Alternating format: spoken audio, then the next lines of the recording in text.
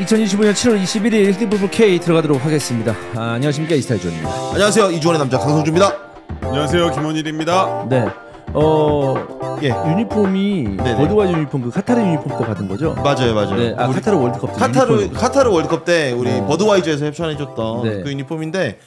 요즘 날도 덥고 땀도 많이 나고 그러니까 유니폼만큼 좋은 게 없더라고요. 의상이. 그래서 입고 다니는데 마침 오늘 또 히든풋볼이다 버드와이저 관계자들이 보고 계시면 다시 한번 광고의 의지를 불태우지 않을까라는 생각에 입고 왔는데, 또 주원 형도 뭐 선글라스 협찬 받으셨나 봐요? 아니요. 아니에요? 네. 이 얘기를 너무 많이 듣는데 그래요? 네, 전혀 아닙니다. 전혀 아닙니다. 네. 자비로? 네, 자비로 제일 싼 거 샀어요. 쿠팡에서. 제일 싼 거? 네, 그렇습니다. 그 예전에 어린이집이나 유치원에서 셀로판 테이프로 붙인 거 쓰잖아요. 네. 그런 느낌입니다. 네, 좋습니다. 네, 그런 느낌 좋아합니다. 네. 좋습니다. 오늘 슬기는 대회 참가 때문에 불참하게 되고요. 성주랑 같이 또 리뷰를 해볼 텐데, 뭐 성주는 계속적으로 이제 해설에 들어가기 때문에 이번 라운드 어디 갔다 왔죠? 대구 갔다 왔고요. 대구 김천 경기. 대구 그리고 김천. 제주와 안양 경기는 이제 옵티브로 했죠. 네. 대구 김천 경기도 좀 이슈가 됐던 경기인데. 이슈 있었어요. 네. 재밌었어요. 그렇기 때문에 대구 김천 경기도 재밌게 풀어내도록 하겠습니다. 후원 체크 한번 해보도록 하겠습니다. 유저님께서 10,000원 후원 너무 감사드리고요. 감사합니다. 뉴클리어님 너무 감사드립니다. 2025 시즌에 200만 관중을 돌파했다고 합니다. 네. 2013년 승강제 도입 이후 최소 경기 200만 관중을 돌파한 건데, 대단히 많은 관중분들이 지난 시즌에 이어서 K리그에 대한 사랑을 보여주고 계십니다. 어제 이거 제가 화장실에서 큰 일을 보다가 이제 핸드폰 울리는 보도자료. 화장실에서 좀 많이 이루어지네. 화장실에서 핸드폰 많이 보잖아요. 그렇죠. 보도자료 그 문자가 딱 왔더라고요. 그래서 200만 관중 돌파, 300만 관중 올해도 목표로 한다. 뭐 이런 게 왔어. 단순 계산을 또 해봤습니다. 그럼 100만이면 얼마야? 이 객단가를 1인당 10,000원만 잡으면 300억? 200억이잖아요. 200만이면. 그렇죠. 200만인데 왜 300억? 아니 300만 조금 전에 목표로 한다는 게 200. 와, 대단하네. 근데 또 이거를 팀으로 쪼개보니까 또 대단히 크진 않네 라고 하면서 우리나라 티켓 가격이 그래도 팬들이 많이 찾을 수 있는 좀 저렴한 금액이긴 하다라는 생각도 들었어요. 해외 가면 진짜 비싸잖아요, 티켓이. 네. 근데 이제 사실 이제 관중들이 꽉꽉 들어차면 모르겠는데 들어차지도 않는데 비싸게 팔 수는 없으니까. 그러니까. 예, 여러 가지로 또 고민을 좀 해야 되는 그런 상황입니다. 어쨌든 그 숫자로 봤을 때는 역대급 흥행이기도 한데, 좀 더 근데 지난 시즌보다 여름이 지나봐야 하나? 잔디 자체는 좀 신경을 쓰고 있는 게 아닌가라는 생각이 들긴 해요. 사실 그죠. 잔디는 약간 8월 달에서 9월 달 넘어갈 때가 항상 문제였어요. 무더위, 폭염, 그리고 태풍 오고 장마 말도 안 되게 오고 그래서 잔디 막 죽고. 그리고 현재까지 그라운드 컨디션으로 큰 이슈가 되는 현재 상황에서는 없었던 것 같아요. 초반에 좀 있었지만 일찍 시작해가지고. 초반에. 근데 뭐 또 8월달 봐야죠. 8월달, 9월달 봐야죠. 네, 잔디 사정이 좀 좋아졌으면 좋겠다. 계속 지속적으로 이런 말씀을 드리고요. 제가 할 얘기가 많기 때문에 본격적으로 리뷰 한번 들어가 보도록 하겠습니다.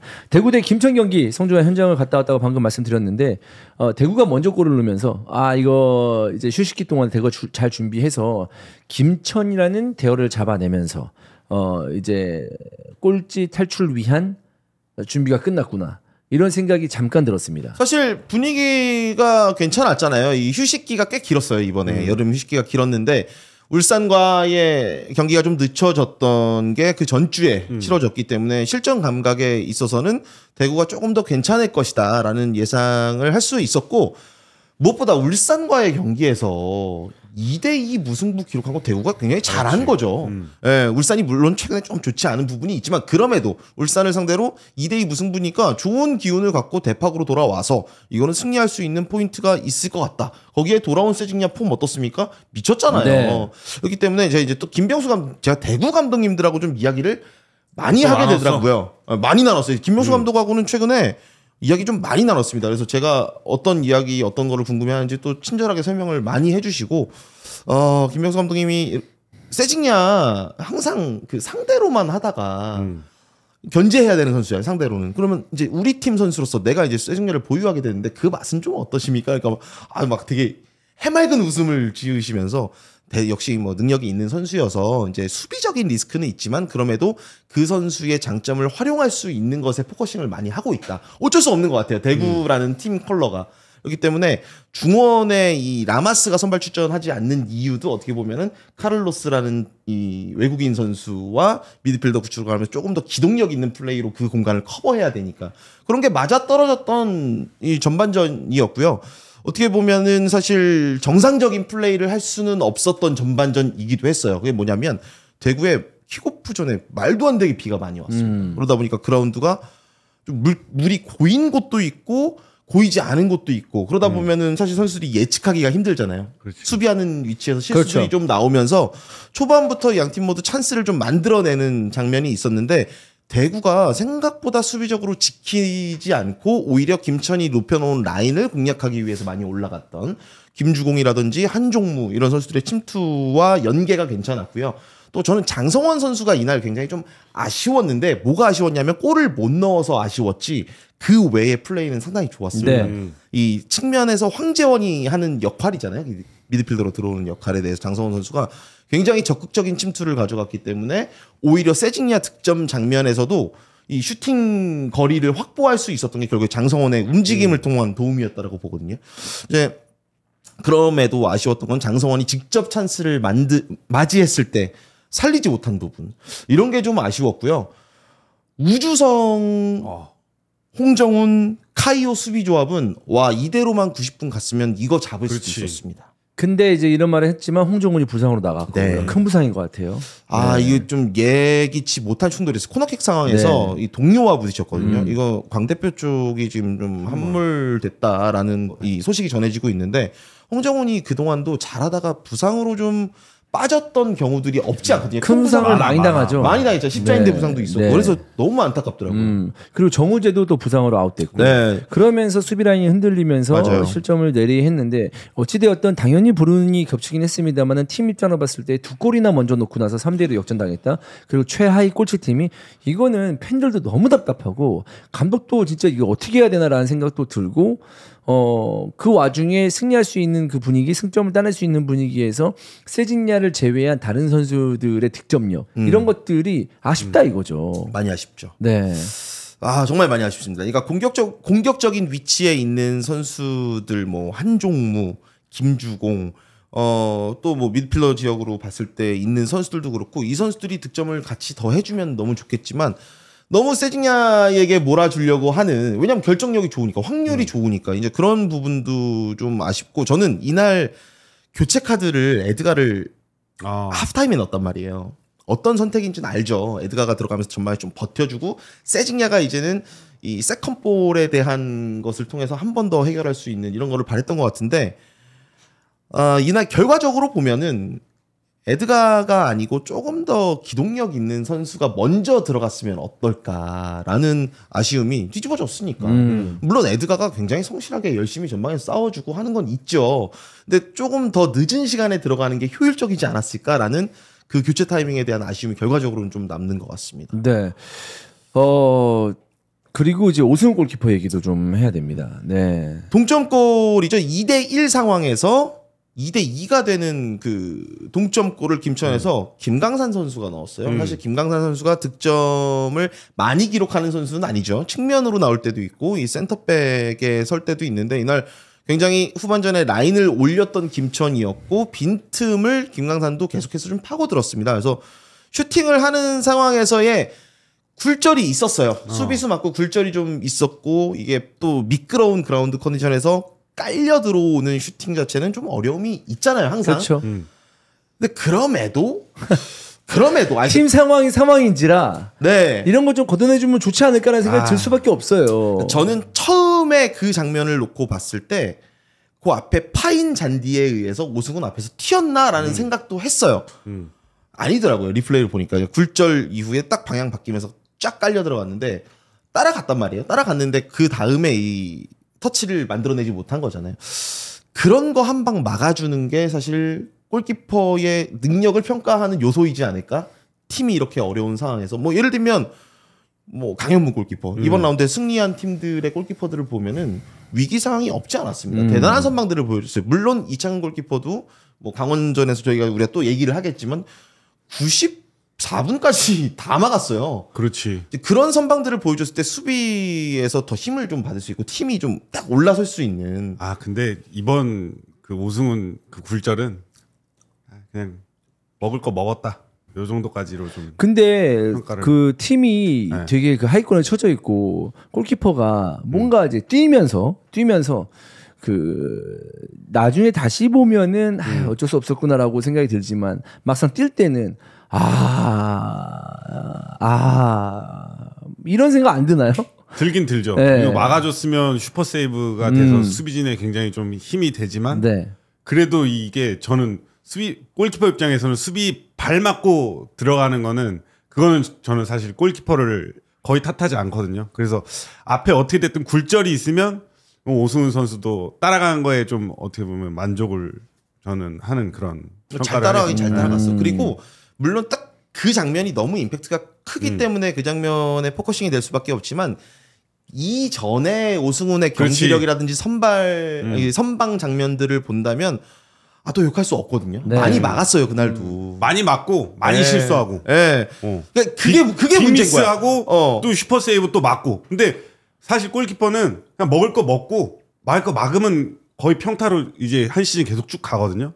근데 이제 하다 보니까는 막 여러 가지 막 되도 않는 실수하고 이러면 티가 확 크게 나서 좀 그런 부분들이 있는 것 같습니다. 그러니까 김천의 공격력이 뭐 K리그에서 상위권이잖아요. 뭐 이동경도 그렇고 전방에는 박상혁 최근에 폼 미쳤습니다. 박상혁은 이런 성장세라면 저녁 10월 달에 해서 강원에 복귀하면 정경호 감독 지금 이렇게 웃고 있을 거예요. 지금 이미 전역자들 많이 와서 너무 행복한데 지금 이승원 박상혁이 돌아가요. 그러면은 난리 납니다. 스쿼드가 이게 완전 달라지거든요. 근데 박상혁, 이승원 활약 좋죠. 이동경 또 그다음에 측면 자원들 놓고 봤을 때는 이거 K리그에서 이 선수들의 타격을 계속 막아내는 거 쉽지 않아요. 근데 그런 김천을 상대로 이기고 있다가 이 수비적인 대처를 조금 더 잘 했어야 되는. 물론 부상이라는 그러니까, 예상치 못한 홍정훈. 변수들로 인해서 좀 조직이 무너지는 것들이 있었지만 그래도 대구에게는 이거 좀 타격이 있을 것 같아요. 이게 이제 패배. 대구의 상황을 대구의 현실을 말해주는 게 아닌가라는 생각이 드는 게 뭐냐면, 그러니까 어떠한 주요 선수들이 부상을 당했을 때 바로 무너지는 거. 그러니까 이거를 이제 그 공백을 메꿔줄 선수가 과연 있느냐? 없다라는 거고, 물론 아주 그 짧은 시간이긴 합니다만은 이 39살의 이용래 선수가 네. 계속 나오는데 팀이 최하위다. 이 자체가 저는 대구의 스쿼드에 큰 문제가 있다라는 생각입니다. 근데- 세징야 없으면은 득점할 맞아. 선수도 없고 세징야 없으면은 승점을 기대할 수도 없는. 근데 이거는 교체까지 갈 필요도 없을 것 같아요. 선발 명단에서도 선발 경기 내용에서도 세징야 아니면은 해줄 건덕지가 보이지가 않아가지고 사실 세징야가 공 잡았을 때 대부분의 선수들이 막 그냥 아무 의미 없이 그냥 뛰어 올라가는 그 정도 플레이만 보여주고 연결이 됐을 때 다시 뭐 세징야한테 온다든지 뭐 이런 경우들을 좀 보기가 좀 어려운 것 같습니다. 그러니까 대구 선수들에게 좀 미안하지만 사실 지금의 상황 그리고 이제 계속 승리하지 못하는 상황 그리고 꼴찌에 지금 내려앉은 이 상황을 봤을 때 대구 선수들 정신 똑바로 차려야 됩니다. 그러니까 팀으로라도 똘똘 뭉쳐야 되지 않나라는 생각이 들어요. 예.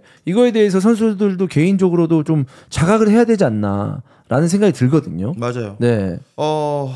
진짜 팀으로서 버티는 수밖에 없잖아요. 근데 그렇다고 세징야가 되게 오래 대구에서 뛴 선수인데 이 다른 선수들이 세징야 너 좀 뛰어줘야 돼. 너 골만 넣으면 안 돼가 아니잖아요. 지금 오히려 그 에이스인 세징야가 더 해야 된다. 그렇지. 다독이고 독려하는데 후반전에 그 장면 뭐 많은 분들이 아마 공감하실 겁니다.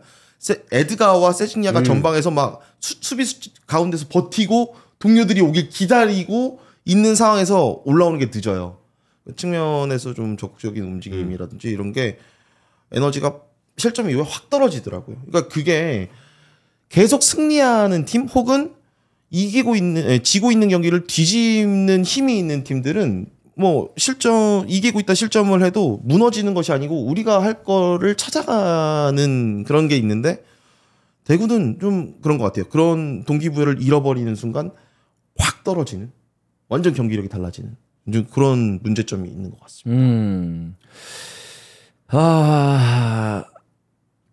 물론 이제 그 가시권 안에 있어요. 이제 그 강등권, 그러니까 다이렉트 강등권에서 벗어날 수 있는 어떤 승점은 아직 갖고는 있습니다. 갖고 있죠. 네, 근데 지금은 더 떨어지면 안 되거든요. 갖고 있는데 저 그날 중계하면서도 수원 FC와 광주의 경기가 실시간이었거든요. 네. 만약에 수원 FC가 비기고 대구가 승리하면 이 승점 똑같아지면서 네. 다득점으로 대구가 한 칸 올라올 수 있는 기회였어요. 그리고 만약에 수원 FC가 지면 완전히 바꾸는 상황이고 기회였어요. 이제 그거를 이제 순위에 대한 것도 알고 있었을 거예요, 선수들도. 근데 뭐 경기 중에 수원 FC가 어떤 경기를 펼치는지는 몰랐겠죠. 근데 수원 FC도 굉장히 위기 상황을 지금까지 끌고 오고 있는 상황에서 이번에 대단히 많은 영입을 했을 때 이 영입이 성공이면 올라설 수 있는 거고 만약 그렇지 않으면은 끝까지 이거 치열하게 싸워야 된다였는데 일단 한 경기 놓고 모든 걸 판단할 수는 없지만 결과가 완전 달라요, 두 팀이. 그러면 대구에게는 이 패배가 더 크게 다가올 수 있는 상황인 것 같고 수원 FC는 자신감 얻어서 딱딱딱 올라가면 순간적으로 벌어지는 거잖아요. 그런 상황이 벌어질 수 있다. 더 크지. 라고 봅니다. 부상까지 당했으니까. 네. 저는 패배를 안 하고 마치 비기는 걸로 끝났다고 하더라도 홍정훈 선수만 부상 안 당했으면 크게 대구는 타격이 없었을 것 같은데 홍정훈이 빠짐으로써 사실 다음 경기도 그러니까 지속적으로 3백을 사용하고 있는 대구인데 네. 홍종훈이 빠지면서 3백에서 백포를 바꿀 가능성도 있지 않나라는 생각도 들거든요. 근데 이게 대구라는 그 팀은 3백의 특성화되어 있는 팀이나 다름이 없는데 갑자기 또 백포로 바꾸게 된다면은 또 그 문제가 생길 수도 있는 거고. 김명수 감독은 전술적으로 이 후방 빌드업하는 걸 굉장히 중시하기 때문에 최근 김명수 감독이 들어오고 난 이후에는 수비할 때는 백스리로 5명이 쓰지만 공격으로 전환할 때는 센터백 이 오른쪽 스토퍼를 풀백처럼 활용하는 그런 거를 보여주고 있는데 일단은 그게 수비할 때 이 바꾸기 쉽지 않습니다. 지금 선수단의 구성을 봐도 만약에 홍정훈이 있다면 요게 조율을 할 수 있을 것 같아요. 근데 카이오와 우주성이에요. 물론 카이오 우주성 정말 잘하죠. 근데 카이오 선수는 본인의 기본적인 기질과 성향이 전진이에요. 그게 강점이에요. 그거를 홍정훈이 뒤에서 커버해주면서 단단해지는 거란 말이에요. 튀어나갔을 때 이게 안 되는 우주성이 만약에 커버를 해. 그럼 그 풀백이 딱 당겨줘야 되는데 이미 이 선수들은 이 백포에서 커버하는 범위가 다르다는 거지. 그래서 어려움이 있지 않을까. 그 백스리에서 백포 막 바꾸면 많이 힘들어요? 백스리에서 백포로 바꾸면 백포든 갑자기 백스리든. 막 공간이 여기도 막 무주공산처럼 이렇게 있는 것 같고 내 주변에 커버가 없는 것 같고 그러면서 막 공간이 요 앞으로 나가야 될지 뒤로 나가야 될지 이런 것들이 굉장히 좀 헷갈리고 옆에 항상 누가 있었는데 옆에 항상 좀 짧게 있었는데 저기 멀리 있는 것 같고 또 커버하는 범위도 더 넓어진 것 같은 그런 기분이 들고 그런 데서 사소한 데에서 사실 수비가 균열이 나면서 실점이 일으켜지잖아요. 근데 그런 부분들이 좀 많이 헷갈리죠. 근데 백스리가 좋아요, 백포가 좋아요, 본인은? 저는 이 3백에 좀 특화된 선수였었던 것 같고 사실 좀 더 그때 당시 전술적으로 디테일하게 코칭을 받았고 아니면 지금에 와서 이 요즘 변형 3백 많이 하잖아요. 그런 것들을 좀 했다고 한다라고 하면 더 좀 발전이 되는 선수가 됐을 것 같긴 해요. 그러니까 선수 생활하면서 좀 많이 그 얘기하는 게 뭐냐면 지나고 나니까 저도 이제 축구 쪽에 있잖아요. 그러고 나니까 조금 보이는 거야. 그러니까 그럼 옛날 생각을 해보거든요. 그럼 이게 이거였구나. 맞아. 땡기라고 했던 거. 이게 이거였구나. 이게 이거였구나. 올라가라고 했던 거, 땡기라고 했던 거. 그래서 코칭이 굉장히 중요합니다. 저는 제가 집중을 안 한 것도 아니거든요. 근데 뭐 훈련이나 이런 거 할 때 근데 몰랐어요. 그냥 왜냐면 왜 일로 들어가야 되는지 왜 얘가 땡기면 이렇게 가야 되는지를 설명해주지 않고 벌려 이 새끼야 벌리라고 빨리. 감독이 벌리라니까 벌리는 거야. 그렇지. 맞잖아. 그런 것도 있어. 저는 선수하면서 프로레벨은 다를 거라고 생각했지. 근데 저는 선수하면서 이거를 했었어야지 된다고 봐. 이 힙풋을. 왜냐하면 경기를 많이 보잖아. 그렇죠. 나는 선수할 때 사실 경기를 잘 안 봤거든요. 진 경기는 사실 안 봐. 안 돌려보게 되고 선수들이 또 비디오 분석 맞닥뜨리는 게 좀 싫었어. 근데 이거 하면서 경기를 많이 보게 되니까 선수할 때도 내가 이렇게 봤으면 분석적으로 좀 더 가지고 가면서 더 발전할 수 있었겠다 이런 생각을 좀 크게 하게 되더라고. 이 비디오 미팅 하잖아요. 팀에서 진짜 제일 싫잖아요. 제일 싫은 거야. 5분만 지나면 막 딴 생각하고 스타벅스 가야 되는데. 그다음에 무슨 비디오 미팅이야. 쉬어야 되는데 쉬지도 않을 거면서. 근데 그게 되게 중요한 거라는 거지. 중요해. 디테일하게 얘기하는 게 굉장히 중요하다고 생각이 들어요. 저는 이제 요즘 이제 동호회 씬에서 볼을 차잖아요. 그 내가 어디에 있든지 내가 어떻게 뛰어야 되는지 알아요. 알지. 네. 근데 존나 가기 싫어. 힘드니까. 못 가는 거지. 못 가는. 내가 알아. 그리고 내가 이제 볼을 끌고 가서 이제 그 패스를 하거나 올라가잖아요. 올라갔을 때 이제 내 뒷공간 내가 가야 되는 거 아는데 앞에서 안 뺏겼으면 좋겠다. 저기 내려가기 싫은데 이제 근데도 이제 이런 걸 선수 때 알았으면 훨씬 더 나았겠지. 그러니까 나는 이제 이게 뭐 좋은 선수들은 두수 세수 앞을 내다본다고 하잖아요. 적어도 나는 이제 한 수 앞은 내다볼 수 있는 거지. 내가 이 패스를 했을 때 잘못했을 때 내가 어디로 가야 되는지 내가 본능적으로 내가 이제 알게 됐거든요. 근데 나 선수 생활할 때 오히려 선수고 맨날 공 차는데 몰랐어. 그러니까 볼 앞에 볼, 그다음에 뭐 움직임 하나 이것만 생각했지 두 번째 세 번째 움직임은 생각을 안 했단 말이야. 내가 율로 주면 어디로 가야지. 이게 욜로 주면 그 욜로 주고 여기까지 가는 건 알지. 근데 욜로 줬을 때 잘 안 됐을 때 있잖아. 그럼 내가 어떻게 해야 되지? 그다음 내가 딱 봤을 때 딴 사람도 움직여 보고 저게 이렇게 움직이네. 그러면 쟤 저로 움직이면 안 되는데 라는 생각을 갖던지 제가 저로 움직였을 때 안 됐을 때 내가 어떻게 커버를 하고 얘가 움직이면 내가 어디로 또 이제 그 공백을 메꾸고 이런 생각을 안 하고 있었단 말이야. 근데 지금은 들거든. 그게 아쉽긴 하죠 사실 그런 부분들이. 근데 프로 때도 프로 레벨에서도 그런 것들이 조금 부족했다는 거 아니에요? 저요? 네. 그게 많이 부족했지.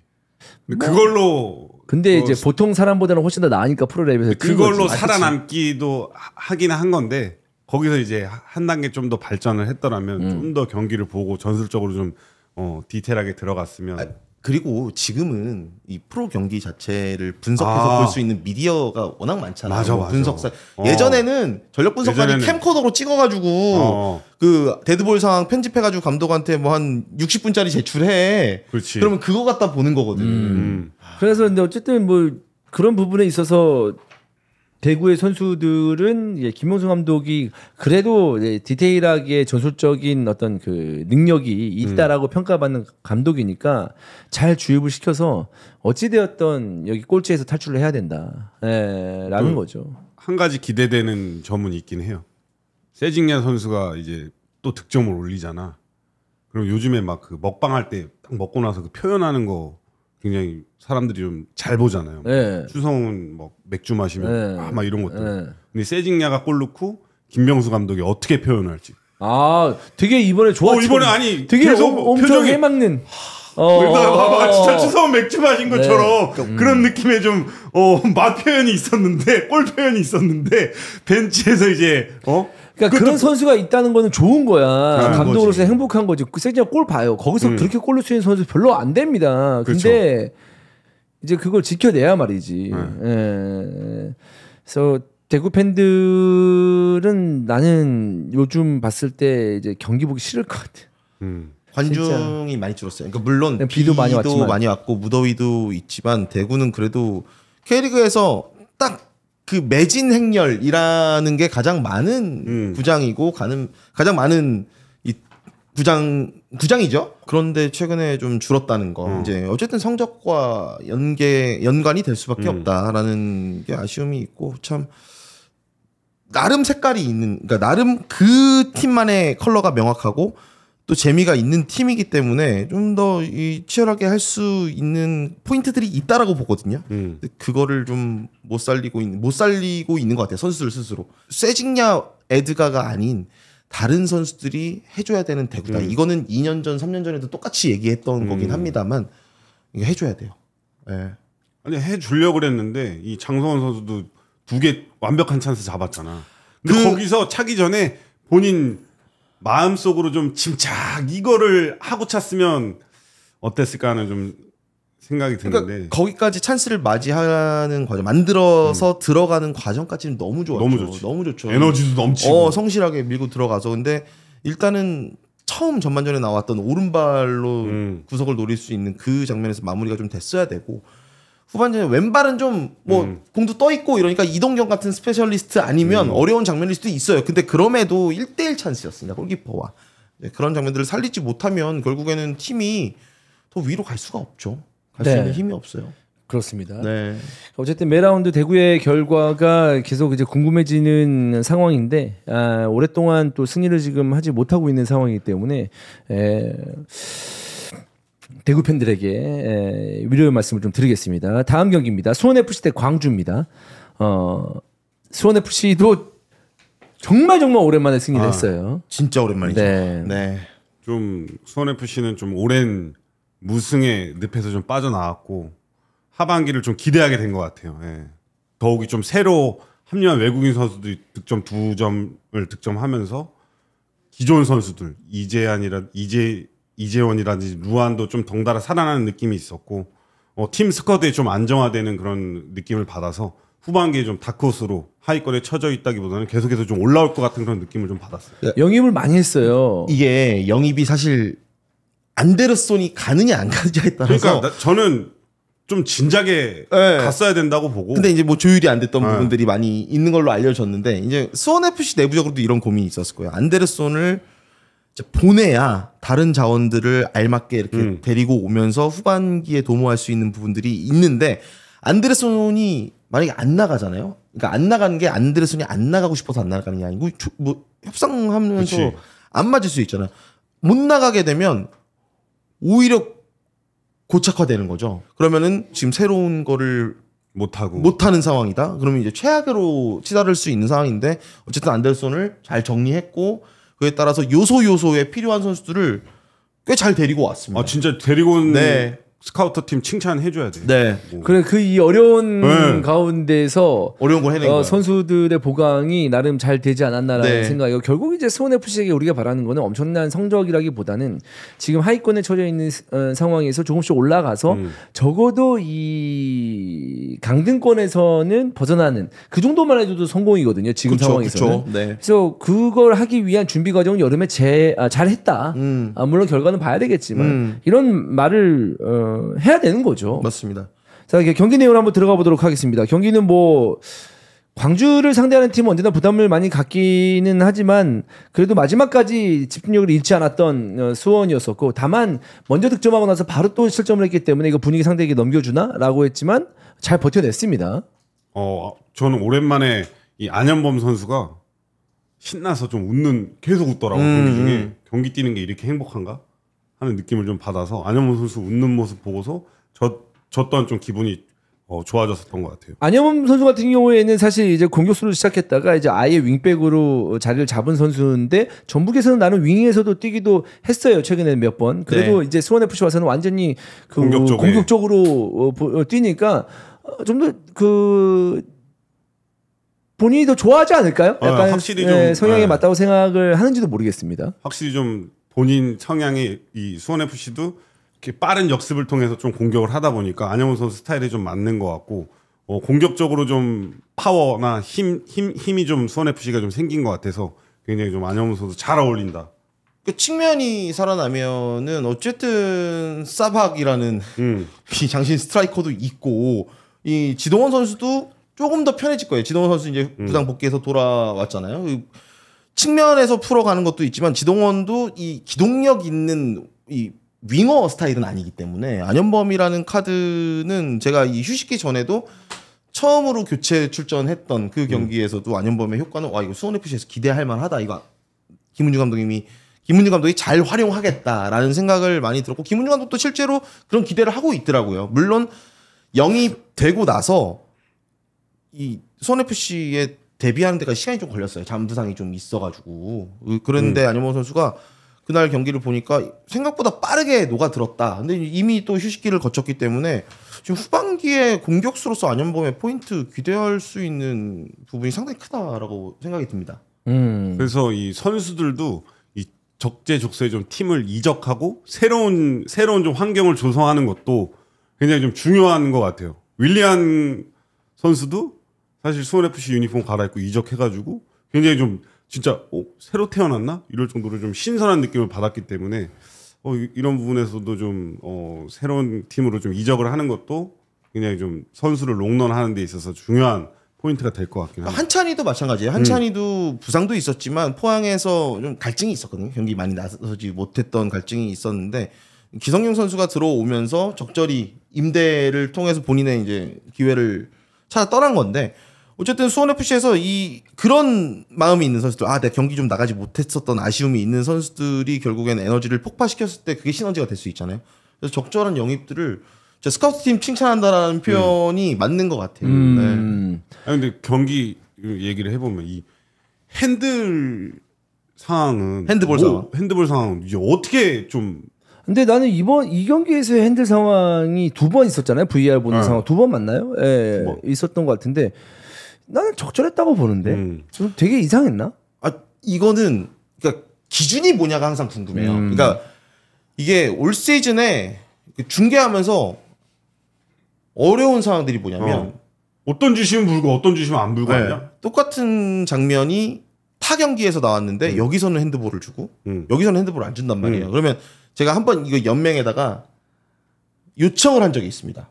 이 중계진에게도 심판 평가 올 시즌 선수들이 전지훈련지에서 이 교육을 받아요. 심판 강사들이 와서 그치. 어떤 거를 주요하게 본다. 그게 가장 중요하거든. 중요하잖아요. 그래서 저는 근데 우리한테 전달된 게 없으니까 어떻게 알았냐면 올 시즌 초반에 김영찬 선수가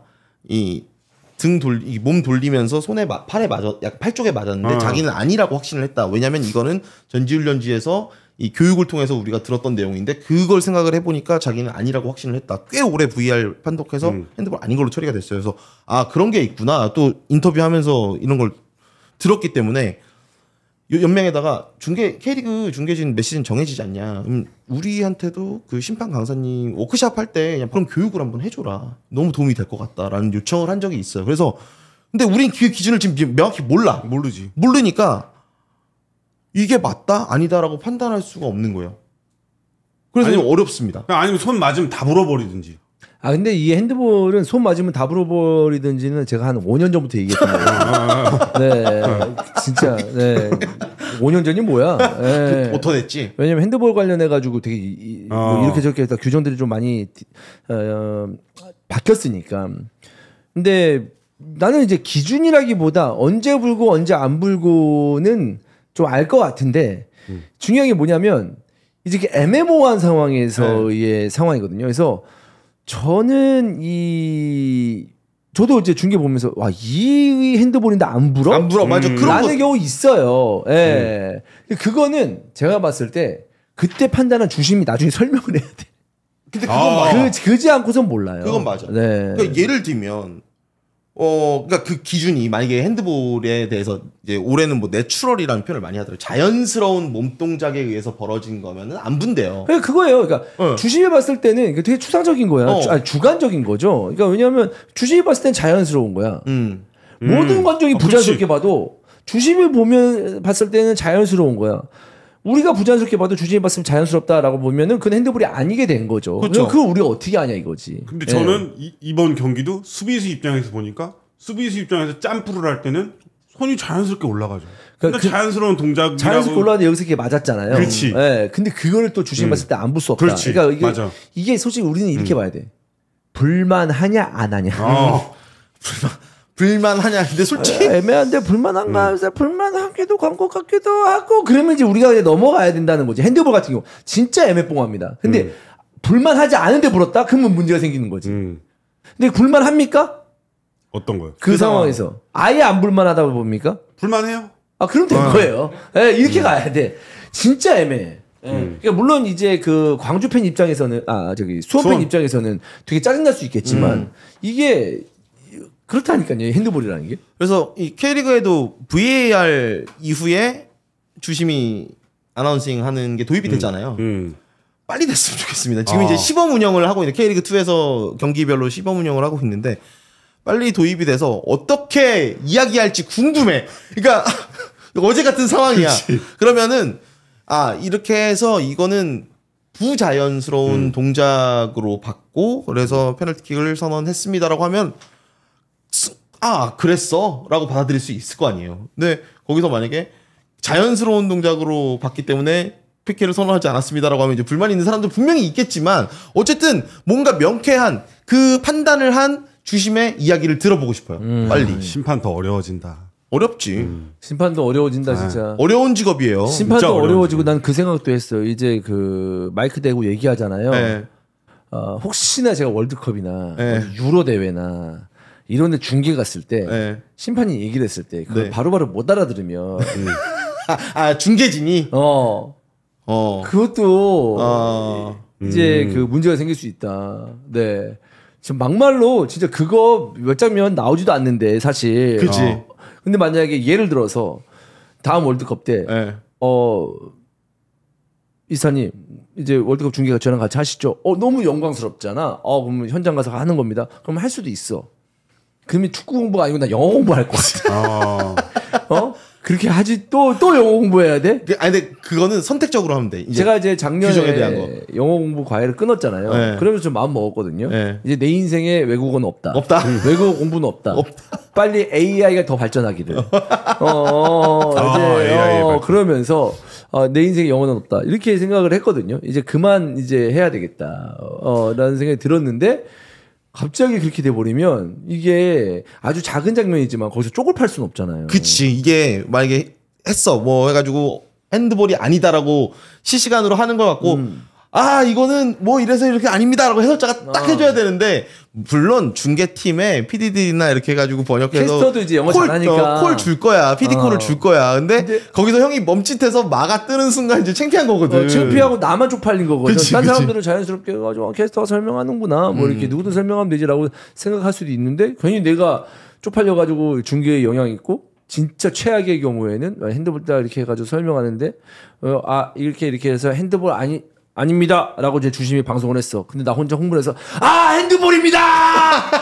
핸드볼이랍니다. 이러면 이제 바로 이제 귀국해야죠. 귀국해야죠. 하차지. 네. 평생 이제 죽을 때까지 이제 그 박제돼가지고 네.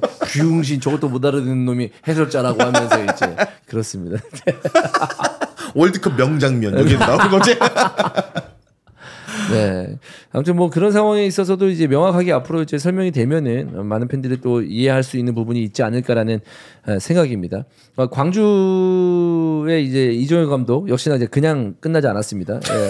예. 이종현 감독은 나는 봤을 때 이제는 이게 화난 거야. 이게 기분이 안 좋다는 걸 얘기하는 것 같아. 뭐라 그러냐면요.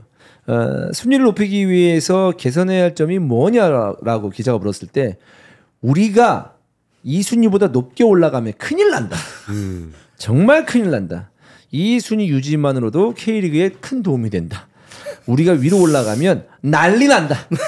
적당한 순위와 함께 적당히 하면 된다. 선수들과 그 부족함을 채우기 위해 적당히 노력하겠다. 그거는 이렇게 이제 얘기했습니다. 그냥 완전 그냥 스크류바야 지금. 스크류 베베 꼰 거야 그냥. 근데 사실 여기에는 우리가 이 정도 수준이면 잘하고 있는 거지 더 이상 뭔가를 하기 위해서 스트레스 받거나 그러지 않을 거다라는 의미도 분명히 있는 것 같긴 하지만 좀 기분이 안 좋으니까 졌으니까 됐어요. 이 정도 뭐 졌는데 이 정도면 충분해. 뭘 더해? 더 하면 안 돼. 막 이렇게 안 돼. 근데 이종현 감독 입장에서는 본인을 위로하는 거지 이게. 어쩌면 화도 내는 거지만 이 정도면 잘했다. 뭐 이런 느낌일 수도 있어요. 있을 것 같아요. 왜냐면 그 전에 이종현 감독이 K리그 2에서부터 1으로 올라와서 1에서는 어쨌든 잘했고 2에 잘했고 1에서 또 두신 잘했고 ACL까지 가고 하면서 계속 채찍질을 했을 거란 말이에요. 이거에 만족하면 안 돼. 적당히가 어딨어. 없는 거에서도 끌어내야 돼. 항상 그랬을 것 같아요. 그렇지. 많은 수건 짜냈다고 생각을 했겠지. 이제 그러다가 이제 내 스스로를 돌아보면서 뭘 그렇게 더 애를 쓰냐.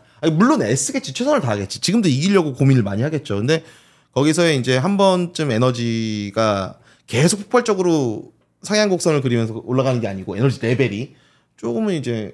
근데 나는 이종현 감독의 인터뷰 내용들을 보면 참 여러 가지로 생각할 부분이 많다고 생각하는 게 뭐냐면 일단은 기본적으로 오늘 경기에 대한 약간 하소연 같이도 들리기도 하고 네. 그리고 이제 스스로에 대한 응원 같이 들리기도 하고 그리고 이제 앞으로 팀을 운영하는 데 있어서 이정현 감독이 생각하는 이상이 있잖아요. 근데 그 이상에 도달하기 위해서는 여러 가지 어떤 상황들이 갖춰져야 이상에 도달할 수 있는 거잖아요. 감독 한 명의 능력으로는 안 되잖아요. 근데 그 이상만을 위해서 계속 채찍질하다 보면 정말 선수는 선수대로 감독이 봤을 때는 마음에 안 들고 또 선수는 선수대로 스트레스 받고 이러면서 멀어진단 말이에요. 점점. 그래서 거기서 오는 본인의 어떤 다짐일 수도 있다라는 생각도 들거든요. 아, 우리 이 정도만 해서 괜찮아요라기보다 여기서 내가 더 뭔가 욕심을 내고 더 나가려고 하면 될 거도 안 되고 그렇지. 되지도 않는 거를 내가 지금 잡고 있는 게 아닌가? 라는 생각을 할지도 모른다. 약간 이런 느낌이야. 우리 자체 게임 뛰는데 A팀 이제 경기 나가는 팀이랑 B팀이랑 경기를 해요. 근데 무조건 B팀한테 발리거든. 그렇지. A팀이 발려요. 아, 그래? 하면 근데 실력이 없어서가 아니라 뭔가 이제 B팀을 이제 잡아 먹으려고 하고 이래서 그러다 보면 이제 A팀 선수들이 화가 나거든요. 그러면서 이제 열심히 해야 되나, 자체 게임인데 열심히 해야 되나 말아야 되나 이런 생각을 해요. 그러면서 막 하나둘씩 열심히 하면서 막 담근단 말이에요. 같은 팀을. 그러면서 이게 여기서 내가 이제 이거를 더 해야 되나 아니면 말아야 되나 이런 고민이 생기는데 여기서 열심히 안 해버리면 너무 또 내가 최선을 다 안 하는 거야. 딜레마지, 딜레마. 또 열심히 해버리면 같은 팀 그냥 계속 당구고 있고 이런 상황이 돼. 열심히 하는 건가요? 그러니까 지금 골 넣는 걸 수도 있고 네. 몸싸움을 가는데 네. 당구는 게 열심히 하는 건가? 수비수 입장에서 그러니까 형 입장이라고 해줘. 아니야 수비수 입장에서는 그러니까 이거는 우리 같은 내가 아닌 다른 동료들한테도 물어봤었거든요. 그러니까 여기서 이정현 감독도 더 바짝에서 책찍질을 해야 되느냐 말아야 되느냐 요거를 좀 얘기를 하면서 그 본인은 좀 약간 중간을 찾고 싶다 이런 얘기를 한 것 같긴 하거든요. 네. 그렇습니다. 근데 뭐 이정현 감독의 상황이 이해가 되는데 역시 인터뷰의 어떤 세기는 가장 세지 않나라는 생각입니다. 자, 수원FC가 오랜만에 승리했다는 얘기를 드리고요. 광주는 다음 경기에서 김천을 만나고요. 수원은 다음 경기에서 포항을 만납니다. 네, 그래서 아직 뭐 수원 FC 입장에서는 갈 길이 멀다. 그리고 아직 멀죠. 광주는 네 이제 적당히만 하면 된다. 근데 수원 FC는 분명한 것은 후반기 스타트를 잘 끊었다. 잘 끊었고 라고 볼 수 있어요. 네, 제주대 안양 경기로 넘어가 보도록 하겠습니다. 제주가 승리하는 데 있어서 새로운 외국인 선수 페드링요의 활약이 좋았습니다. 패스타임도 좋았고요. 와, 아니 외국인 선수가 새롭게 제주의 유니폼을 입었어요. 물론 이랜드에서 이제 K리그의 템포를 알겠지만 이거는 약간 느낌이 이랬습니다. 1부 리그에 갔던 선수가 2부로 임대돼 왔을 때 조금 더 어쨌든 K리그 1, 2로 봤을 때는 이 차이가 있으니까 거기서 편하게 볼 차는 느낌. 근데 반대 역이잖아요. 올라간 거잖아. 2에서 뛰다가 1으로 올라온 거잖아요. 그래서 첫 터치가 외국인 공격수라면 욕심을 부릴 수 있는 이 박스 PA 지역이었습니다. 근데 거기서 패스를 넣어주더라고. 첫 터치가. 그래서 오재혁 선수가 또 제주에서 첫 골을 기록을 했어요. 그리고 또 얼마 뒤에 유리 조나탄에게 완벽한 컷백. 유리 조나탄이 화면에서 높게 달라고 이렇게 손으로 보냈더니 페드링요가 아니다. 깔아서 여기로 와라. 그런 아니 내다보고 볼을 차더라고요. 일단은 그 선수의 장점 체구가 작기 때문에 뭐 피지컬적으로 밀리는 것이 아니냐라고 했을 때 일단은 그런 선수들 특유의 스텝들 그 빠른 스텝 그다음에 잔발 드리블 칠 때 수비수들이 어려워하는 그런 템포가 있기 때문에 그게 이제 장점으로 명확하게 나왔던 이 두 장면이 아닌가 생각합니다. 그러니까 중요한 게 뭐냐면 페드링요가 들어와서 경기장 분위기가 달라졌다는 거죠. 그렇죠. 그러니까 제주의 아쉬운 점이라고 했을 때는 뭔가 꾸준하게 쭉 가는 힘은 제주가 있어요. 있어요, 맞아요. 근데 거기서 톡톡 튀는 뭔가가 있어야 승점을 가져올 수 있고 득점을 할 수 있는 그런 건데 그런 부분들이 굉장히 부족했단 말이야. 제주의 쭉 가는 느낌에서 형이 설명할 때 내가 뭐 어떤 걸 받았냐면 약간 클래식 음악인 거. 클래식 음악이 잔잔하게 좀 가잖아. 그러다가도 하이라이트가 있어야 되잖아요. 두두두둥 있어야 되잖아.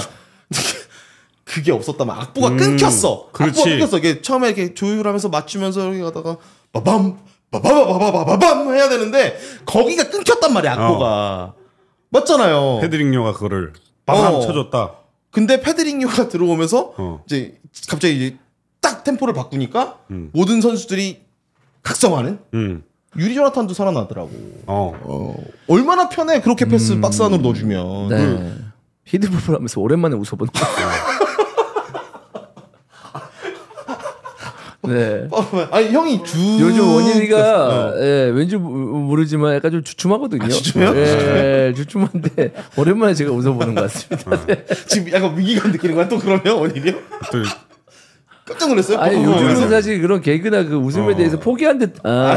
전술적으로 좀 더 들어가야 싶기도 하고 해서. 네, 전술적으로. 그러면 전술적으로 들어가면은 이제 재미 없어지는 건가요? 그러면 이제 내가 돌아올 때가 된 거네. 네. 아무튼.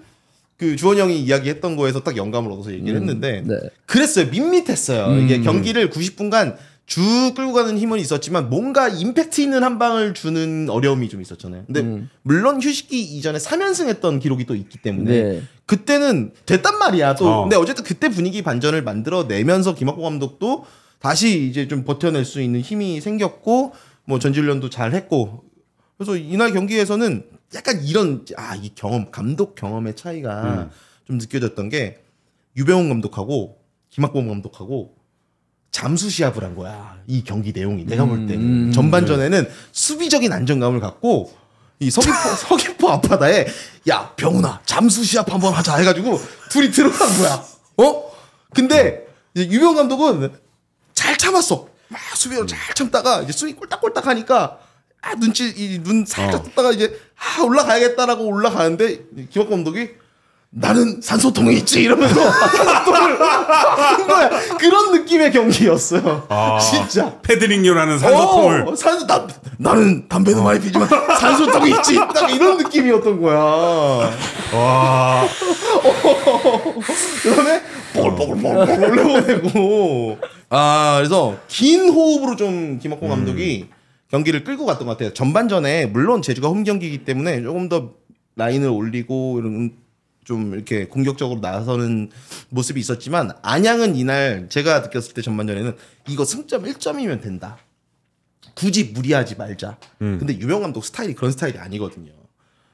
산소통을 안 가지고 들어간 게 문제긴 했지만 전반전에는 좀 버티면서 라인을 전체적으로 내렸어요. 무게중심을 내려놨다가 후반전에 분명히 유병 감독은 기아 변속을 할 거다. 근데 여기서 제주가 오히려 홈팀이니까 답답하잖아. 제주가 먼저 공격적으로 변화를 줄 거를 기다릴지 아니면 우리가 먼저 나갈지를 선택했어야 되는데 안양 스타일은 먼저 나가는 스타일이에요. 안양의 팀 컬러가 그래요. 밀어붙이는 스타일이란 말이에요. 근데 이제 밀어붙이는 데 있어서 나시 영향도 굉장히 중요한데 약간 좀 습도도 높고 어렵죠. 네, 굉장히 좀 어려운 상황이었기 때문에 유병훈 감독도 경기 끝나고 나서 뭔가 여러 가지 환경에 대해서 대처가 좀 미흡했다라고 얘기를 했거든요. 맞아요. 어쨌든 제주도 원정 경기를 뭐 그렇게 많이 해본 게 또 아니기 때문에 그리고 무더운 여름에 이 습도 높을 때는 진짜 실수 하나가 딱 차이를 가를 수 있는데 전반전 이 정도면은 잘 버텼다라고 생각을 한 것 같아요. 야구 투입했고 그리고 나서 선수를 한 번에 또 3명을 바꿔버립니다. 토마스 들어오고 김보경 들어오고 강지훈 들어오고 이러면서 이건 경기 분위기 우리가 바꾸겠다는 건데 제주는 습하지. 여기 습할 때는 이렇게 나가면 안 돼. 습할 때는 이탈로만 뛰면 되거든. 이탈로가 이탈로 잘하죠. 그 특유의 활동 범위가 넓은 장점이 이탈로 안 힘들어 보이는 거 화면에 계속 잡힌 거 보셨죠? 이탈로를 뚫어내지 못했습니다. 안양이 이탈로의 그 압박을 벗어나지 못했어요. 이탈로가 뚫어냈지. 이탈로가 오히려 뚫어냈지. 네, 밀고 들어가면서 뭐 안양도 단단하다고 할 수 있는 그 김정현 선수를 중심으로 한 홀딩 라인. 또 토마스가 들어와서 거기서 또 강하게 기동력으로 힘으로 밀어줄 수 있는 홀딩 라인을 계속 귀찮게 힘들게 하고 수비 조직을 좀 무너뜨렸어요. 네, 그러다 보니까 이 경기 결과가 이렇게 났다. 딱 그 올라가는 타이밍에 페드링요가 그냥 이거는 경기장에서 보기는 쉽지 않은 그 포인트였거든, 위치였거든. 근데 관중석에서는 저기 줘야 되는데 딱 빈 타이밍에 페드링요는 경기장 안에서 시야를 들고 거기다 딱 패스 넣어준 거. 페드링요 좋더라고요. 그리고 저는 좀 특이했던 게 아직 제주에 온 지 그렇게 오랜 시간은 아니지만 좌우를 계속해서 스위칭하면서 빈 공간을 잘 찾아다니더라고. 페드링요. 그래서 뭐 김학공 감독 인터뷰에서는 아직 더 해야 된다. 뭐 이런 약간 기분 좋으니까 하시는 말씀이거든요. 이거는 기분 나쁘면은 인터뷰를 안 해요. 기분 나쁘면 그 선수에 대한 언급을 안 해요. 예전에 보셨잖아요. 그렇지. 외국인 선수들 어떻게 생각하십니까? 할 말 없습니다. 이러잖아요.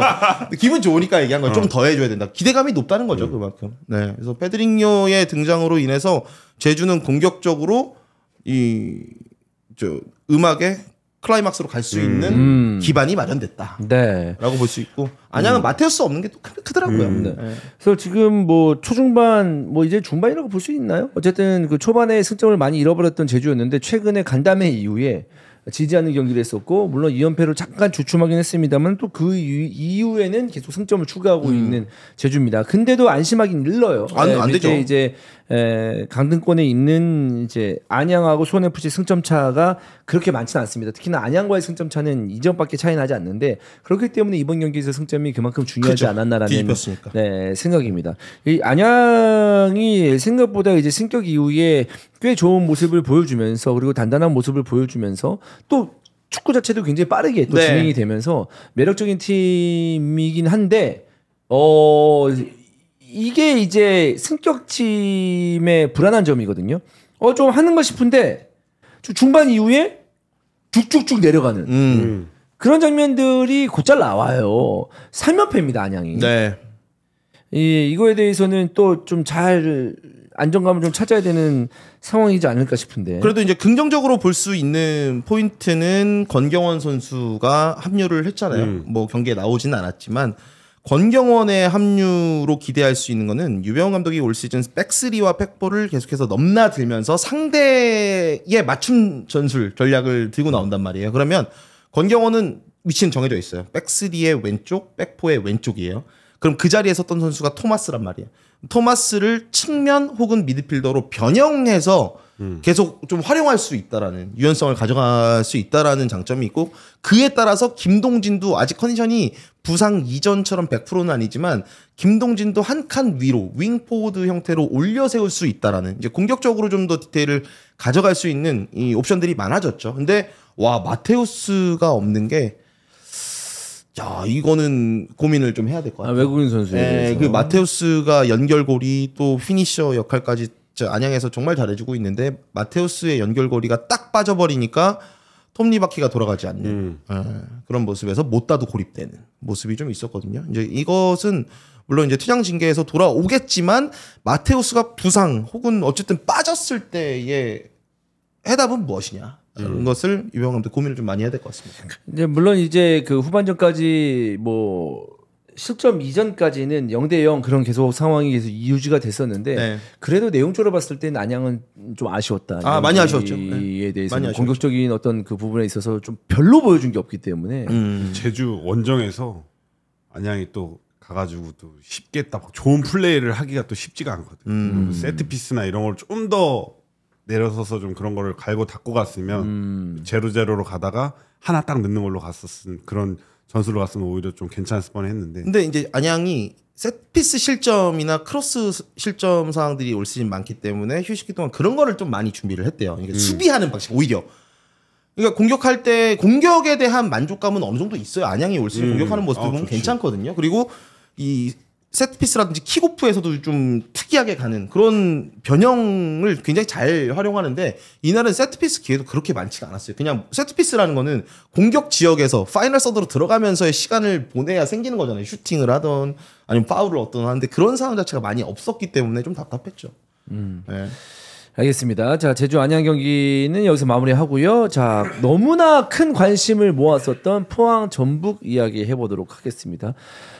관중들 엄청 많이 왔고요. 10,000원 맞나요? 매진이었어요. 10,000원 관중. 매진이었다가 그다음에 이제 유니폼도 1,250장이나 판매가 됐다고 합니다. 기성용 선수의 인기가 그만큼 대단하다라는 걸 알 수가 있는데 또 기성용 선수는 거스포획 감독하고도 썬더랜드에서 연이 좀 있었고 여러 가지로 이슈가 많았었던 경기였습니다. 내용적으로도 너무너무 재밌었고 이 경기를 제가 우리 그 큰 딸이 영어 말하기 대회를 대상 받아서 대상을 받았습니다. 네, 그래서 딱 돌아오면 7시가 좀 넘을 것 같더라고. 그래서 이 경기를 좀 입중계 하려다가 못했고 그 다음 날에 다시 보기로 봤어요.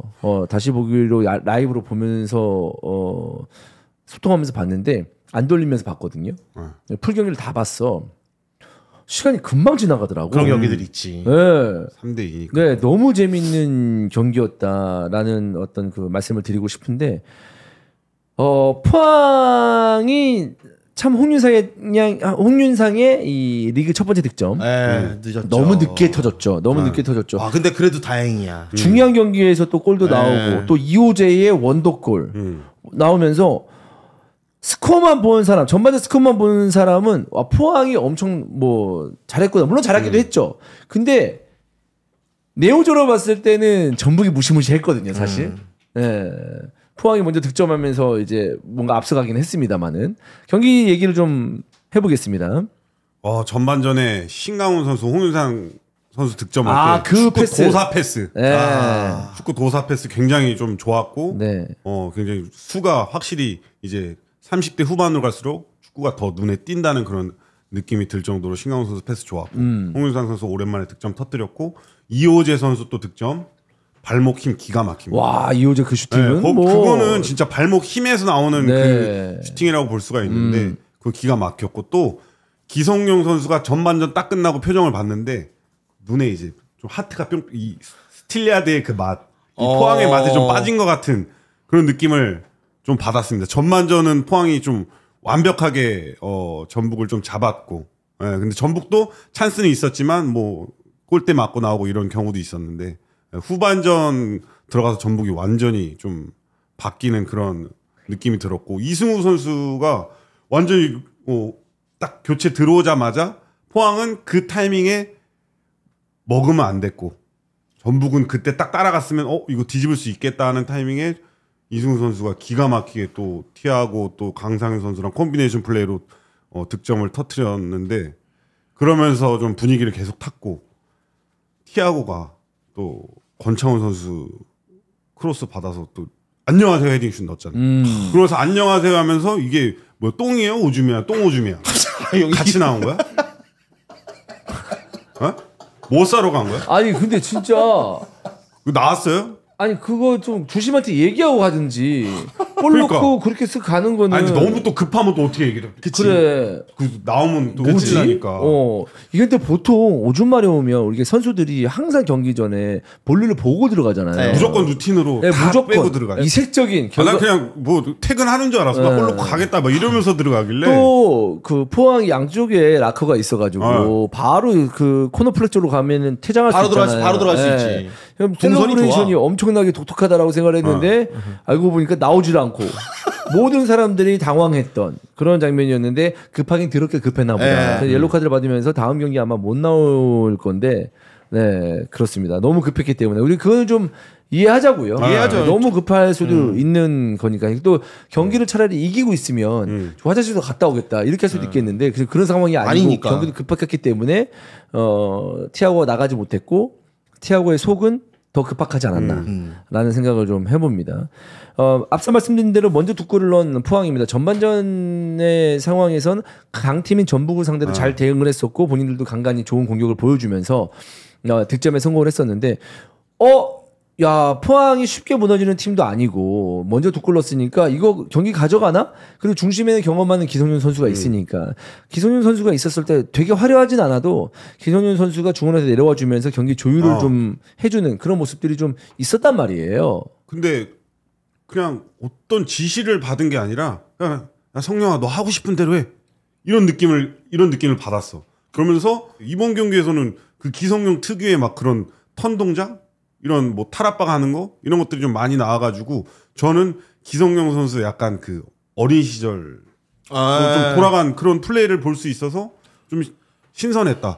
뭐 역동성은 많이 이전보다는 떨어지긴 했죠. 당연하겠지만 그래도 이제 포항 선수들이 전체적으로 물론 경험 많은 신광훈 선수도 있고요. 신광훈이나 기성용이랑 한 살 차이밖에 안 나더라고.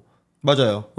빠른 팔. 근데 있지만 어린 선수들이 최근에 중형이 많이 되면서 뭔가 중심을 잡은 선수도 중원에서 필요하긴 했었는데 기성용 선수가 앞으로 그 역할을 제대로 하지 않을까라는 전반전이었어요. 그리고 신광훈 선수 패스 좋았고 홍윤상의 리그 첫 번째 득점. 그러니까 홍윤상이 사실 기대만큼의 공격 포인트를 기록했으면 포항은 지금보다 훨씬 더 좀 나은 승점을 맞아요. 가져가지 않았을까라는 생각이 맞아요. 드는 건데 너무 늦게 나왔다. 그래도 지금에 나온 게 너무 반갑다라는 말씀을 드리고 이재호의 그 원더골은 뭐 말도 안 됩니다. 진짜 엄청난 골이었고 이재호가 왜 지금 죄송합니다. 이재호는 누구지? 게임 이재호는 치과 원장. 네, 이호재. 네, 제가 아는 치과 원장이 있거든요. 지금 4년째 헷갈리고 있어요. 이호재. 4년째. 네. 이호재 선수의 원더골. 정말 내가 국가대표다.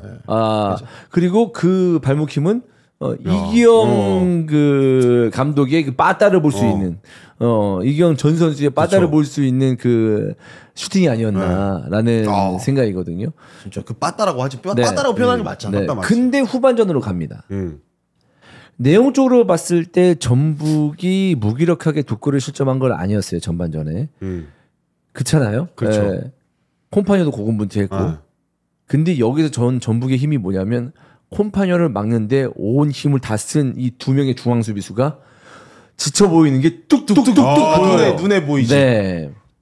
그래서 거기서 이제 상대 수비 라인을 균열시켰고 그리고 교체 투입된 선수들의 활약, 특히나 이승우 이런 상황에서 들어왔을 때 이게 이승우거든요. 진짜 이게 이승우야. 경기 분위기를 완전 바꿔버리는. 이게 진짜 게임 체인저. 네. 그 역할을 보여주면서 본인이 또 득점에 성공을 했고요. 주고받고 들어가는 거 기가 막혔잖아요. 네, 근데 못 따라가더라고 이승우의 속도를. 이승우 속도 못 따라가고 네. 또 마지막에 그게 또 침착함이지. 골문 앞에서 탁 찍어가지고 넣는 거. 그게 클래스인 것 같아요. 그렇죠. 네. 그것도 깡인데. 네. 깡이지. 그리고 또 권창훈 선수마저도 들어와가지고 이렇게 공격 포인트 이렇게 기록하면 전북의 스쿼드가 너무 풍성해지는 거죠. 엄청나죠. 안 그래도 지금 베스트 11이 공고한데. 네. 그러니까 전북 선수들은 두 골 실점한 거는 오게티긴 하지만 다 칭찬을 해야 돼요. 뭐 김진규 골대 맞는 슈팅도 그렇지. 굉장히 좋은 시도였다고 생각을 하고 박진석, 광성이 말할 것도 없고 뭐 송민규는 제가 봤을 때 고생을 좀 많이 했어요 이날 경기에서. 송민규가 이제 포항 송민규 선수를 가만두지 않더라고요. 아유 가만두면 안 되지. 네. 포항 입장에서 가만두면 안 되지. 약간 이제 송민규와 전진우가 생각만큼 잘 풀리지 않았을 때 교체 선수들이 그 역할을 제대로 해줬고 언성 히어로는 저는 홍정호, 김영빈이었고 네. 중간중간 역습을 통해서 또 조르지 또 빡세잖아요 막기. 예, 근데 이제 홍정호, 김영빈이 잘 막았지. 네, 너무 잘. 홍정호 선수는 올 시즌 진짜 회춘한 것 같아요. 홍정호는 진짜 잘해. 진짜 나이 3년만 어렸어도 그냥 국가대표야. 진짜.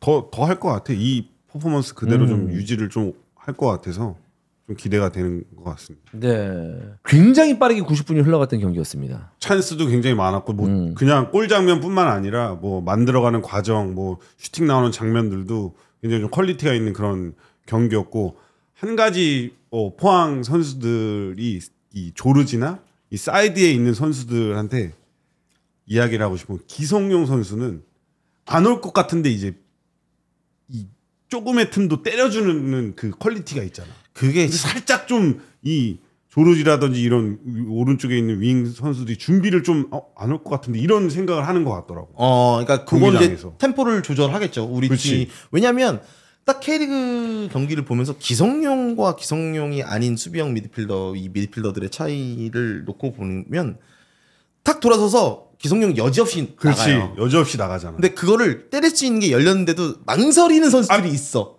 미스 날까봐. 그렇지, 그게 두려움이거든. 왜냐면 7, 80m를 때려줘야 갈라줘야 되는 게 굉장히 어려워요. 라인하로 때리는 게.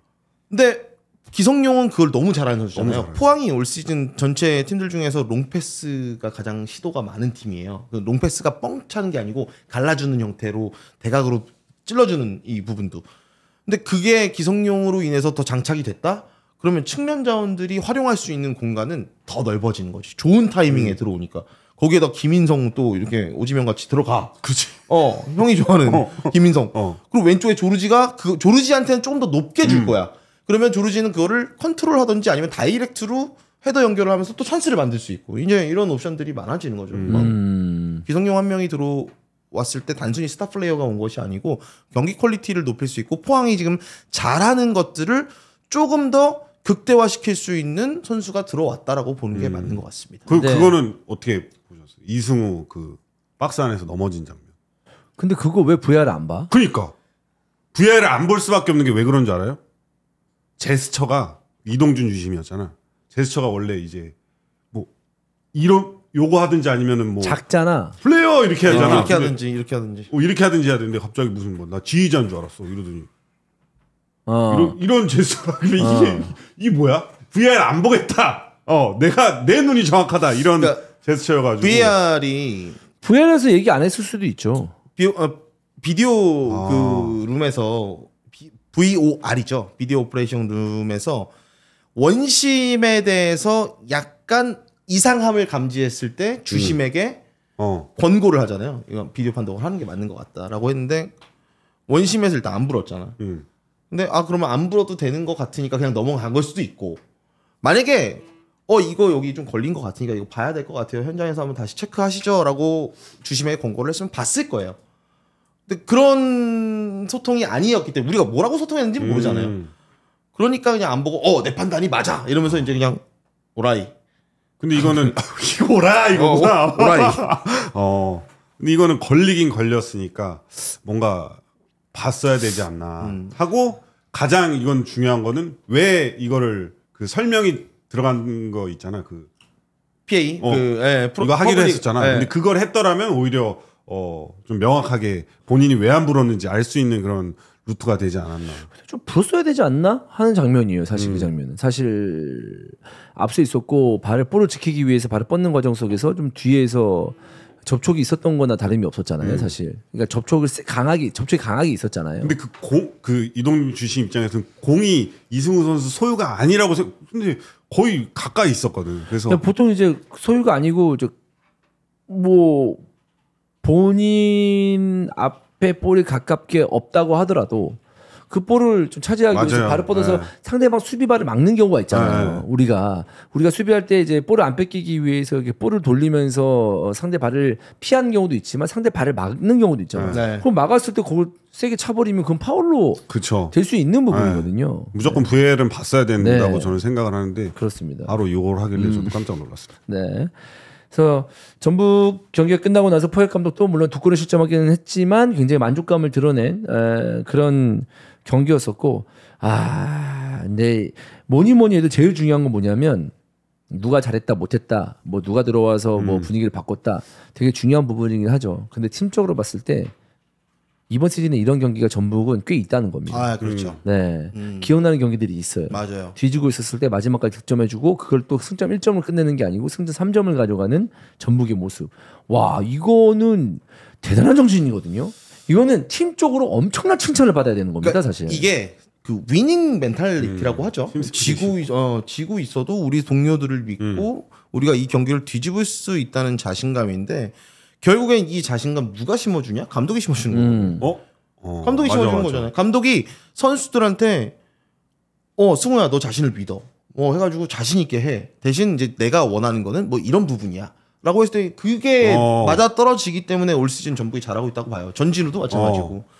결국에는 감독이 야 벌려 좁혀 때려 이게 아니고 선수들이 경기장에서 마음껏 춤출 수 있게 음악을 잘 틀어주는 거죠. 뭐 128 BPM으로 틀어주던 이렇게 틀어주던 맞춰주는 게 중요하죠. 이거는 좀 다른 느낌인데 전북도 2대0에서 3대2 역전승을 올 시즌에 지금 포항전 포함해서 계속 하고 있잖아요.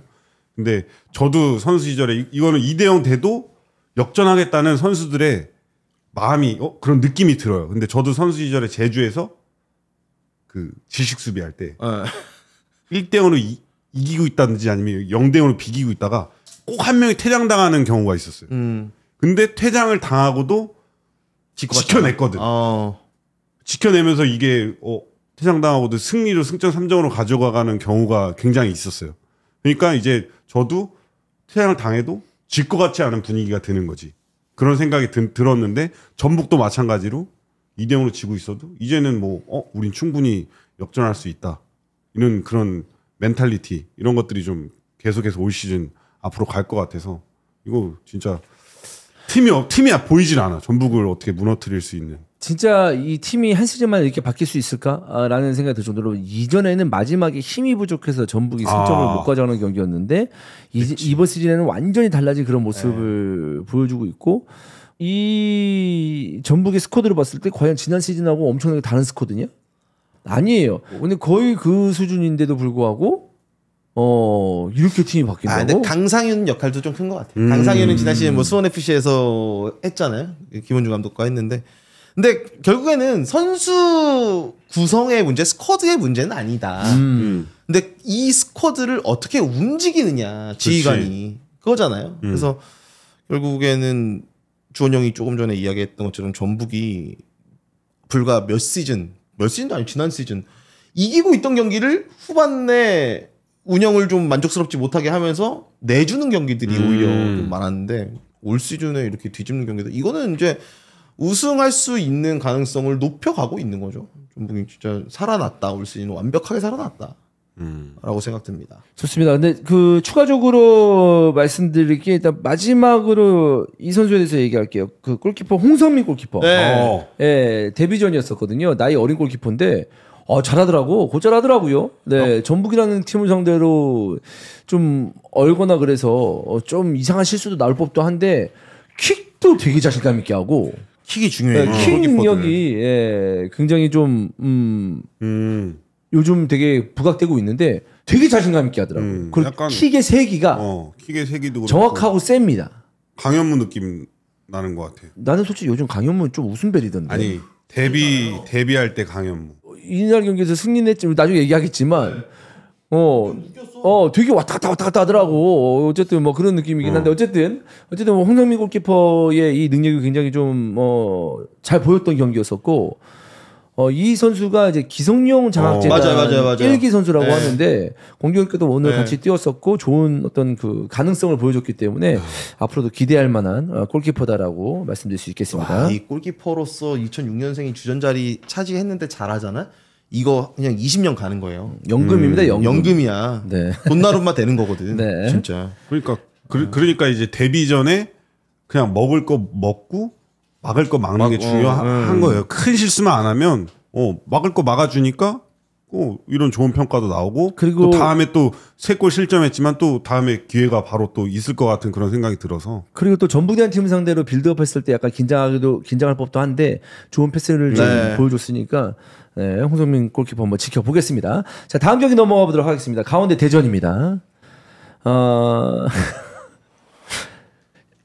대전이 힘을 내면서 쫓아가야 되거든요. 그렇죠. 전북을 쫓아가야 되는데 대전이 그러니까 사실 이제 저희가 뭐 지난번에도 말씀드렸습니다만 우려했던 상황. 뭔가 계속 승리하고 있는데 부족하다. 내용적으로 뭔가 대단히 뭐 이제 뭔가 물론 이제 완벽한 축구는 이 세상에 없지만 그래도 이 팀이 좋은 축구를 보여주고 있다라고는 못 느끼겠다라고 얘기를 했었는데 지금 대전이 6경기 승리가 없습니다. 와우. 네, 5무 아니야? 5무? 1패입니다. 연속 5무입니다. 이게 답답한 거예요. 이게 이제 6경기면은 18점을 따낼 수 있는 상황 최대. 그렇죠. 그래서 5점밖에 못 딴 거예요. 그러면 우승을 도전하는 팀이 13점을 잃어버린 거야. 13점을 잃어버린 것이. 아니 근데 이런 경기는 끝나고 감독이 어떻게 얘기해야 돼? 2대0으로 이거 다 추가 시간에 2골 먹어버려. 난 그 카메라 딱 잡혔는데 진짜 그 황선홍 감독님 멘탈 나간 표정 저는 오랜만에 봤어요. 강원을 이제 칭찬해야 되는 상황이고. 그렇죠. 승점 1점 챙겼는데 똑같이 1점 챙겼는데 강원은 거의 이긴 느낌이죠. 대전은 지금 4경기 연속 무승부하다가 마지막에 승리할 뻔했는데 2경기 내리골 먹으면서 막판에 무승부를 했다. 이거는 그러니까 이래서 아까 히드풋볼 이해할 때도 얘기했거든요. 이 감독 진짜 해야 될 게 아니다 이거. 이거 뭐 어떻게 할 거야? 잠 오겠어요? 잠이 오질 않고 이제 박태하 감독도 안 오겠지만 그 뭐야? 지금 뭐 이거는 잡들이를 한번 할 타이밍이지. 잡들이 벌써 했죠. 했나? 이 팀. 아니 끝나고. 그 매번 잡들이 해야 돼. 이 팀은 이미 잡들이 했어요. 그래서 잘해보자 하는 거. 내가 코치를 잡들이. 그 코치 스텝끼리 알아서 해야 되는 부분이 아닌가 그런 생각이 드는데 진짜로 이거는 할 말이 없어 서로. 라커도 조용할 걸? 라커도 조용하죠. 네.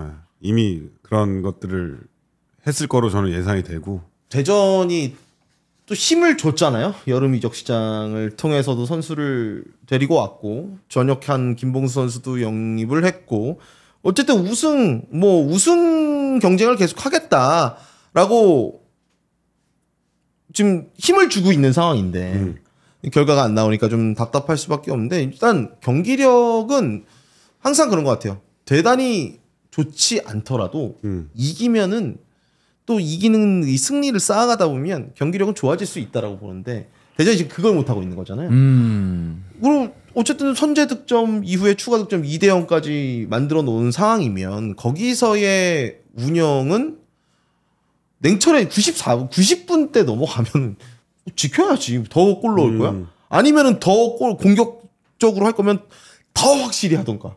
애매했어요. 거기서의 운영이 좀 애매했기 때문에 강원의 에너지를 제지하지 못했다. 근데 대전의 그 수비진들이 경험이 없는 수비가 아닌데도 불구하고 이게 흔들리는 거 보면 이렇게 무승부를 해버리면 우리가 말하는 입장에서도 괜히 미안해지는 거야. 미안하지. 뭔가 그 느낌적으로 봤을 때. 그러니까 왜냐면 잘해서 좋은 2대5로 끝나는 경기인데 결과를 챙기면 세트피스에서 이렇게 해서 가면 됩니다라고 할 수 있지만 또 긍정적인 부분을 많이 체크해서 긍정적인 부분들이 있었잖아요. 경기를 하면서. 근데 그 긍정적인 부분들 이야기할 수 있는 게 2대2 무승부로 딱 뒤집어지고 나서 다 할 수 없게 돼버린 거거든요. 약간. 그러니까 분위기가 완전히 가라앉을 수밖에 없는 상황이죠. 좋았던 것까지 다 좀 잃어버린 그런 느낌이에요. 네. 그래서 대전이 전체적으로 봤을 때는 뭐 나쁘지 않은 경기였어요. 네. 뭐 충분히 이제 이길 만한 경기였었고 상대를 좀 힘들게 했었고 어쨌든 먼저 2대 0으로 앞서고 있고 경기 다 끝났는데 마지막 집중력을 좀 살리지 못하면서 내리 두 골을 실점하면서 비겼거든요. 그러니까 황선홍 감독도 뭐가 문제인지 그러니까 이런 느낌의 인터뷰를 했거든요. 그래서 오늘 같은 경기는 뭐라 말할 게 없다. 문제가 발생할 게 전혀 없었다. 근데 2대1 상황에서 냉정함을 찾지 못했다. 그런 것도 개선해야 된다. 이렇게 얘기를 했습니다. 근데 냉정함을 찾지 못했다라는 것보다 이게 마지막에는 이런 거를 이제 묻는데 김건희가 이제 기가 막히게 넣긴 했어요. 그치, 김건희니까 든 거야. 네. 근데 그런 상황에서도 뭔가 수비에서 냉정했어야 됐었는데 근데 그렇게 김건희가 접었을 때 그 시간대에 그렇게 태클을 안 하는 몸 안 날리는 수비수가 있을까요? 없죠. 원일이 형이었어도 날렸을 거야. 이미는 저쪽 그 코너 플렉에 박혀 있어. 코너플렉까지 가 있다. 나도 포항에서 통영까지 갔어. 이미 태클에서 포항에서 통영까지 갔어. 그 상황에서 이미 저기 구석에 박혀 있어요. 그러니까 저는 그 상황 김건희가 골 넣은 상황 김건희가 너무 잘한 거고 그런 상황을 만들지 않았어야 되는데 순식간에 동점골 내주고 한 골 내주고 동점골 순식간에 나온 거잖아요. 그러니까 거기에서의 베테랑이 없었다라고 보는 거예요. 그러니까 이게 만약에 계속해서 연승하거나 아니면 승리가 있는 상황이었으면 그냥 정상적으로 플레이를 해도 되지만 무조건 지금 승이 필요한 상황이죠. 대전 같은. 그러면은 뭔가 등도 치고 뭐 맞춰서 막 시간도 보내기도 하고 그런 플레이를 좀 더 영리하게 했었어야 되는데 너무 또 진짜. 그러면 우리 이런 건가? 이런 걸 생각해 볼까? 그럼 여기서 베테랑이 없다. 네. 경험 많은 선수들이 있죠 대전에. 맞아요. 근데 있는데 대전 소속으로 오랫동안 팀의 정식적 지주로서 팀을 이끌어줄 선수가 있느냐? 없어. 그럼 전북은 있느냐? 홍정호가 있잖아요. 있어요. 사실 송범근도 오랫동안 있었고 맞아요. 물론 제가 갔다 오긴 했습니다만 그런 선수들의 존재 유무가 여기서 드러나는 건가요? 저는 그거 영향이 있다고 봅니다. 특히 수비 라인이라든지 허리 라인에 만약에 이창근 선수가 있지만 이창근 선수는 골키퍼잖아요. 특수 포지션이잖아요.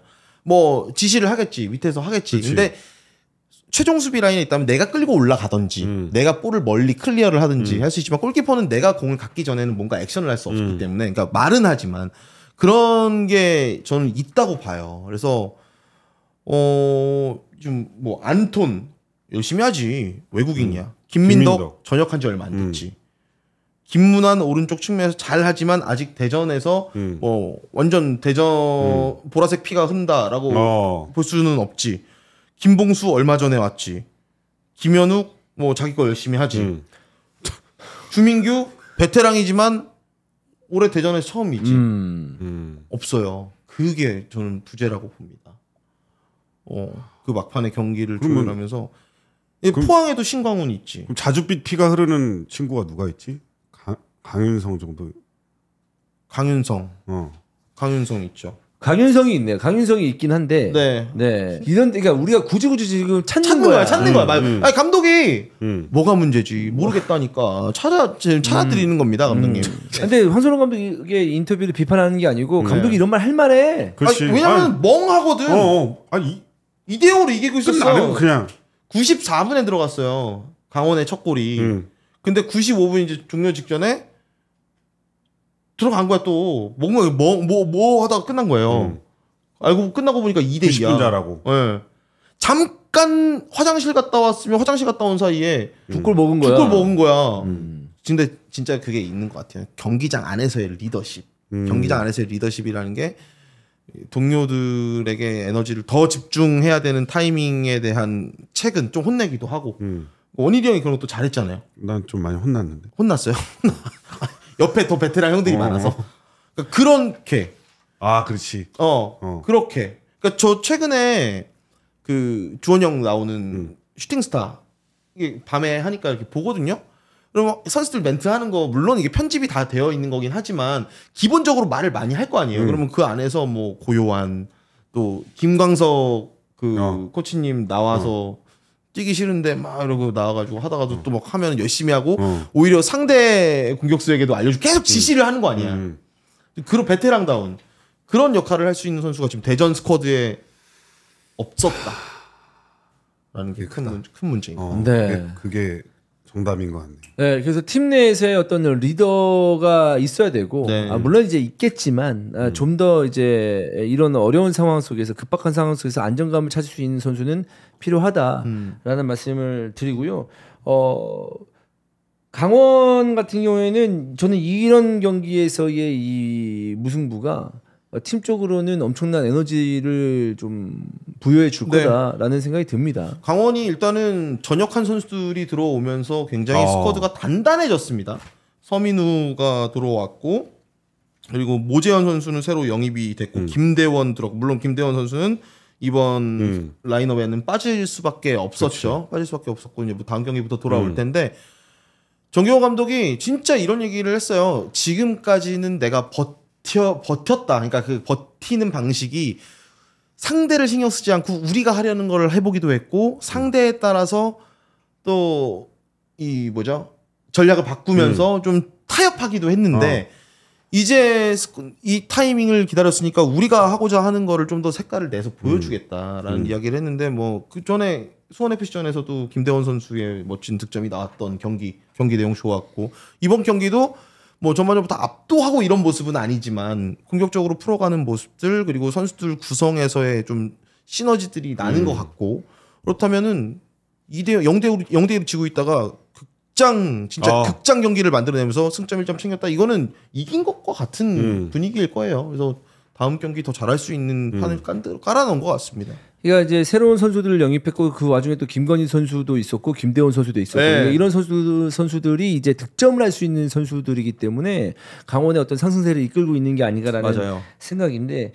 지속적으로 상위권에 있는 팀을 만나고 있는 강원인데요. 다음 경기가 전북입니다. 하지만 그 전에 이번 경기에서 대전에게 막판까지 집중력을 잃지 않으면서 2대1로 무승 거뒀다는 점. 또 그 전에도 또 그 전 경기에서도 연속적으로 멀티골을 기록하고 있거든요. 그러니까 지금 5경기에서 3승 2무를 기록하고 있는데 20라운드부터 FA컵까지 포함해서 생각을 해본다면 3골, 2골을 넣고 있어요. 계속 터지고 이거는 전반기에는 볼 수 없었던 그런 그 장면들이거든요. 연속적으로 이렇게 많은 골을 넣는다는 것은 그렇기 때문에 전북에게 도전자 입장이잖아요. 네, 도전자 입장이 도전할 만한 분위기는 만들어놨다. 이런 말씀을 드릴 수 있겠습니다. 궁금하다.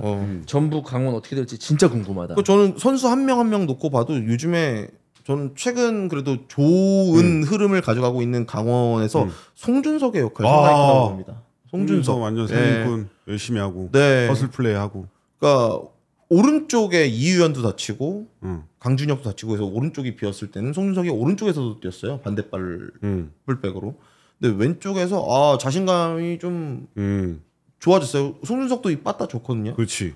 슈팅 타이밍도 잘 만들어내고 하는데 꾸준히 좀 성장하고 있는 송준석의 모습이 또 최근에 눈에 띄더라고요. 신민아도 칭찬해 주세요. 신민아는 칭찬을 지금까지 뭐 입이 닳도록 해가지고 너무 좋은 수비수죠. 아니 신체 능력이 굉장히 좋은 것 같은데 점프가 무슨 나 스프링 단 줄 알았어 무릎에. 진짜 탄력이 좋더라고요. 신민아는 아마 이번 시즌 끝나면은 또 평가가 완전 달라지지 않을까 생각이에요. 네. 야 현영이 또 분발해야겠다. 이번에 좀 좋은 패스 넣었지만 또 신민아 선수도 굉장히 잘하고 있기 때문에 네. 둘이 또 약간 영 경쟁 구도 아니에요? 그럼요. 센터백으로서. 거기 그리고 그 첫 번째 골 들어가는 장면도 신민아 선수가 관여해서 해결을 했기 때문에 찬스가 모재현에게 간 거잖아요. 좋습니다. 다음 경기 넘어가겠습니다. 마지막 경기인데요. 서울대 울산 경기입니다. 일단 둘 다 간담회 더비예요. 네, 간담회는 했어요. 그쵸. 네. 네. 근데 울산은 조금 더 심각해진 느낌이고 이게 어떻게 해결될지 모르겠는데 울산 처형 전사의 어떤 그 분위기를 좀 다시 한번 확인을 하긴 해야 되는데 울산에 응원이 없었습니다. 응원 없었어요. 네, 엄청 썰렁하더라. 네. 울산이 사실 최근 몇 년간 많은 팬들이 유입이 되고 맞아. 그리고 팀도 굉장히 젊어진 느낌, 응원단도 서포터즈도 굉장히 젊어진 느낌이라서 그 문수구장의 분위기를 보면 굉장히 기분마저 좋아지는 기분까지도 좋아지는 그런 느낌이었는데 콘서트장 느낌. 네, 근데 울산의 어떤 그 물론 원정이긴 했습니다만 원정 팬들이 없다 보니까 엄청 왔어요. 거의 꽉 찰 정도로 많이 왔었는데 근데 응원이 없었어요. 없었잖아요. 그러다 아니 보니까 뭐 이거 했어. 울산 HD 뭐 힘내라 이러면서 그거는 이제 서포터가 아니라 아니지. 너무 이제 조용하니까 민망하니까 이제 누군가가 이제 응원단장 같은 분이 나와서 뭐 대한민국 이거 하듯이 그 응원만 나왔었습니다. 엄청 그 원정 팬들이 안 온 듯한 그런 느낌이 들었었고 울산 선수들이 힘을 많이 못 받겠구나. 그러니까 선수만 바라봤을 때는 좀 안쓰러워 보였던 그런 분위기였습니다. 그러기 위해서는 이거를 다 이제 반전시키기 위해서는 승리만 하면 되거든요. 이기면 돼요. 이기면 어느 정도는 이제 분위기를 바꿀 수가 있는 건데 이 경기에서도 승리하지 못했습니다. 일단 이 징크스 브레이커라고 좀 불려야 될 것 같아요. 김기노 감독이 8년 만에 울산에게 승리했어요. 8년 동안 서울이 울산에게 승리가 없었는데 8년 만에 또 승리를 했고 그래서 울산 징크스를 좀 깬 것 같고 그리고 반면 울산은 이번에도 또 3백 카드를 들고 나왔거든요. 트로야크, 김영건, 서명간 3백 카드를 들고 나왔는데 3백을 쓰고 나서 승리가 없습니다. 지금 클럽 월드컵 포함해서 3백 쓰고 나서 단 한 번의 승리도 없어요. 네. 확실히 저는 맞지 않는 옷을 입고 있는 것 같고 제가 포메이션상에 3-4-3은 많이들 사용을 하잖아요. 네. 근데 경기 중에 3백 갔다 4백 갔다 다시 3백을 가는 그런 경기 운용은 사실 쉽지 않잖아요. 쉽지 않죠. 3백 갔다가 4백으로 갔다가 또 다시 3백으로 바꾸는 그런 김파 감독의 경기 운영에 있어서 좀 약간 의문이 들었어요. 이유는 있었겠지만 다시 3백으로 온 거가 왜 또 3백으로 또 바꾸셨지? 뭐 이런 생각이 들 정도로 그런 느낌이 있었는데 확실히 3백이 좀 안 맞는 것 같은 느낌이 들고 김기동 감독은 이 3백을 쓸 것을 알고 클리말라를 좀 선발로 넣으면서 계속 좀 제로 똑같은 그런 느낌을 받았거든요. 그러면서 이 3백이 좀 노는 듯한 그런 느낌을 좀 받아서 근데 또 서울이 마무리나 이런 장면에서는 역습을 좀 했지만 완벽하지는 않았다. 그런 장면에서 좀 링가드 원더골도 터지면서 8년 만에 좀 징크스를 깨는 그런 경기지 않았나 생각을 합니다. 이제 선수들 이야기를 좀 해볼 텐데 링가드의 원더골이 터졌습니다. 이거는 사실 진짜 링가드의 클래스죠. 물론 이제 그 상황에서 발등에 얹히면서 이제 드롭성의 슈팅이 자주 나오는데 그걸 선택하는 것도 그렇죠. 링가드의 몫이었었고 그걸 제대로 임팩트 시키는 것도 링가드의 실력이라고 봅니다. 그 득점 덕분에 그걸 지키면서 승점 3점을 따냈는데 링가드가 뭐 좋아졌다고 하고 또 기자회견장에서 김기동 감독도 링가드 좋아지고 있다라고 얘기했는데, 그러니까 좋아지고 있다라는 것은 그 전에 안 좋았다는 거잖아요. 네, 부진했다는 얘기예요, 사실. 네, 저는 더 좋아져야 된다고 생각을 하거든요. 네, 좋아질 것 같아요. 그러니까 네. 어떤 부분이냐면 그냥 단순히 링가드가 뭐 운동을 더 열심히 해서 더 성실하게 해서 이게 아니라 안데르슨 영입이 좀 클 것 같아요. 안데르슨 선수는 뭐 워낙에 수비수를 끌고 다니면서 본인이 틈을 만들 수 있는 선수이기 때문에 공격의 분산이 수비의 분산이 되겠죠. 수비 포커스의 분산이 되면서 링가드도 자연스럽게 본인이 도우미 역할을 해주는 것보다는 본인이 도움을 받을 수 있는 위치로의 움직임들이 좀 더 선택권이 많아졌다. 최근 경기들 중에서는 이번 경기가 링가드 선수가 가장 좀 좋은 활약을 했고, 이 플레이마다 와 저거 맨유의 링가드 이런 느낌이 들 정도의 컨트롤, 패스 이런 장면들 몇 번 나와서 그 전보다는 몸들이 확실히 좋아졌었던 것 같고, 이게 링가드 선수가 보니까 주목받으면 더 잘하는 것 같고, 그리고 구단에서도 사실 링가드가 골은 넣었지만 저도 현장 가서 이번에 했는데 인터뷰를 링가드 또 무슨 얘기해 막 이런 느낌이 있었거든요. 근데 구단에서 링가드 인터뷰 하세요라면서 밀어주더라고요. 오히려. 네. 그래서 본인도 주목받는 거 좋아하고 또 얘기를 해봐도 굉장히 팀적으로도 많은 도움이 되려고 노력을 하는 것 같아서 그런 부분은 좀 긍정적으로 봤습니다. 그 울산의 공격은 잘 생각이 안 나요. 예, 뭐 울산의 공격이 잘 생각이 안 나요. 왜냐하면 에릭도 그러니까 그만큼 이제 서울의 수비진이 단단하다는 거죠. 야잘하고 김주성은 워낙 유명하니까 이 두 선수의 호흡 자체는 워낙 유명하고 루비슨과 에릭 이진현. 뭔가 막 경합하고 부딪히는 장면들이 많이 떠오르는데 그만큼 완벽하게 슈팅을 할 수 있는 기회들이 없었죠. 뭐 그 루빅손, 에릭 이진현은 그래도 뭐 오케이야. 근데 이 3백을 섰으면 양쪽 측면 윙백들이 활발하게 좀 움직여야 되는데 저는 조현택은 활발하긴 했어. 조현택은 좀 뭐 나름 날카롭게 했었고요. 이 오른쪽에 있는 거의 전반전의 윤재석 선수 같은 경우는 너무 좀 막혀서 보이지가 않았고, 그리고 때로는 이런 게 있습니다. 빨리 가서 이제 공격을 해야 되는데 3백을 쓰다 보니까 보얀치가 너무 내려와요. 중원에서 너무 내려와가지고 이 보얀치는 사실 이제 운동장을 3등분 했을 때 이 중앙선 밑에서 볼 잡으면은 별로예요. 그러니까 물론 이제 살살 이제 빌드업하면서 툭툭 또 치거나 그러니까 툭툭 주고받으면서 빌드업하는 거에 대해서 장점이 당연히 있는 선수인데, 아니 그거는 이기고 있을 때 본인들 볼 소유하면서 천천히 올라갈 때는 좋죠. 근데 보얀치 같은 경우는 좀 공격 라인에서 골을 넣어야 된다면 날카로운 패스를 넣어줘야 되고 거기서 상황을 만들어줘야 되는 선수인데 그 후방에 그렇게 있으면 안 되거든요. 그렇죠. 네. 후방에서도 진짜 그 날카로운 킬러 패스가 몇 번 들어가긴 했어요. 근데 너무 이 거리가 멀다 보니까 서울 선수들이 김주성 선수라든지 대응하고 야잔 선수가 커버를 다 들어가더라고요. 근데 그게 만약에 한 7, 8m만 앞선에서 그런 찬스를 잡는다 그러면 사실 그 박스 안에서 쑥 빠졌을 때 김주성, 야잔도 잡기가 쉽지가 않은데 너무 멀리서 또 패스하다 보니까. 보야니치 이야기 했잖아요. 보야니치의 위치, 보야니치의 장점이 드러난 위치. 근데 그거는 정말 맞거든요. 윤재석도 마찬가지예요. 윤재석이 공격 위치에서 진짜 시원하게 베끼고 들어가면서 날카롭게 뭔가를 만들어내는 젊은 선수인데, 이 선수 풀백으로 세운 거 예전에 황희찬 윙백으로 세운 느낌? 나는 뭐 그 윤재석 선수는 솔직히 얘기해서 뭐 22세 이하 자원으로 들어오고 있잖아요. 잘 모르겠어요. 그러니까 근데 전방에 있을 때는 이 선수가 한 번 보여주는 게 있단 뭔가 말이야. 이제 활발하긴 한데 나는 이 선수가 22세 이하 지나고 나면 과연 어떻게 될 것인가 걱정이 될 정도로 이거는 어린 선수니까 그냥 파닥파닥거리면 된다라고 끝날 문제가 아니라고 생각을 합니다.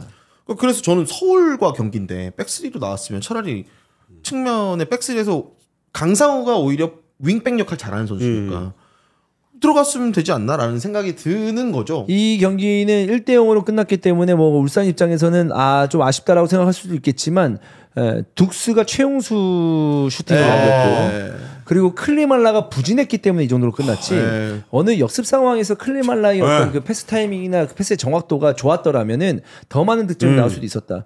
지금 그러니까 그럴 것 같아요. 그러니까 공격수라는 게 이날 부진했다가도 다음 주중에 있었을 경기에서 또 바로 골을 넣을 수도 있기 때문에 그렇죠, 그렇죠. 어떻게 뭐 말씀드릴지 모르겠지만 우리는 지금 어제 했던 경기만 보고 말씀을 드리니까 고민이 될 것 같아. 이게 왜냐하면 클리말라 되게 어려운 상황은 아니었었거든. 최전방 공격수라면 그 상황에서 볼을 잡고 나서 한 몇 번 정도는 제대로 패스를 넣어줘야 되는데 볼을 뺏기거나 제대로 패스 타이밍을 못 잡거나 패스의 길도 안 좋았던 그런 장면들이 있었고 둑스는 그런 완벽한 찬스에서 물론 모든 슈팅을 득점으로 연결시킬 수는 없겠지만 그런 모습을 보여주면 보는 팬들 입장에서는 답답하죠. 뭐 둑스의 그 슈팅 장면은 월드컵에서도 나오는 장면이니까요. 네. 어려운 슈팅입니다. 네. 어려운 슈팅이 있죠. 어려운 슈팅입니다. 마냥 쉬운 슈팅이 아닐 수도 있죠. 그렇죠. 근데 이제 아니야, 근데 최우수 감독님하고는 달라. 최우수 감독님은 타이밍이 서 있는 상태에서 타이밍이 약간 놓친 건데 둑스는 그래도 좀 눌러 때릴 수 있는 그런 상황은 있긴 했었어. 내가 봤을 때. 좀 다르긴 하죠. 근데 아무튼. 물론 그런 실수 나오긴 하지만 얘기 드렸잖아요. 네. 근데 서울이 진짜 그 8명에서 유재문까지 들어오고서 잘 지키고 딱 역습 치겠다고 그런 전략을 펼쳐서 잘했는데 마무리가 그 클리마라라든지 뭐 이런 선수들이 이 마무리가 좀 많이 안 좋았는데 저는 사실 안데르손 들어와가지고 뭘 무슨 교통정리가 필요해. 안데르손 줘서 그냥 하면 되지. 풀면 되지. 얘는 지금 K리그1에서 최고의 선수인데 이런 느낌을 가지고 있었는데 막상 또 들어오니까 확실히 이 발 맞추는 거는 좀 시간이 필요할 것 같다. 네, 그런 느낌을 받았습니다. 맞습니다. 근데 진짜 그런 경기에서 딱 이게 단단하게 해놓고서는 기회 왔을 때 살리면 쉽게 갈 수 있거든요, 경기. 네. 특히 울산이라는 팀은 더 공격적으로 나올 수밖에 없는 팀이기 때문에 그런 결정력을 올려야만 서울이 결국에는 원하는 목표에 도달할 수 있다. 울산은 진짜 미들맨 한 명에게 좀 믿어야 될 것 같아요. K리그 역대급 등장신이었습니다. 말컹. 야, 저는 말컹 겉으로 보기에는 물컹 됐는데 무섭긴 하더라.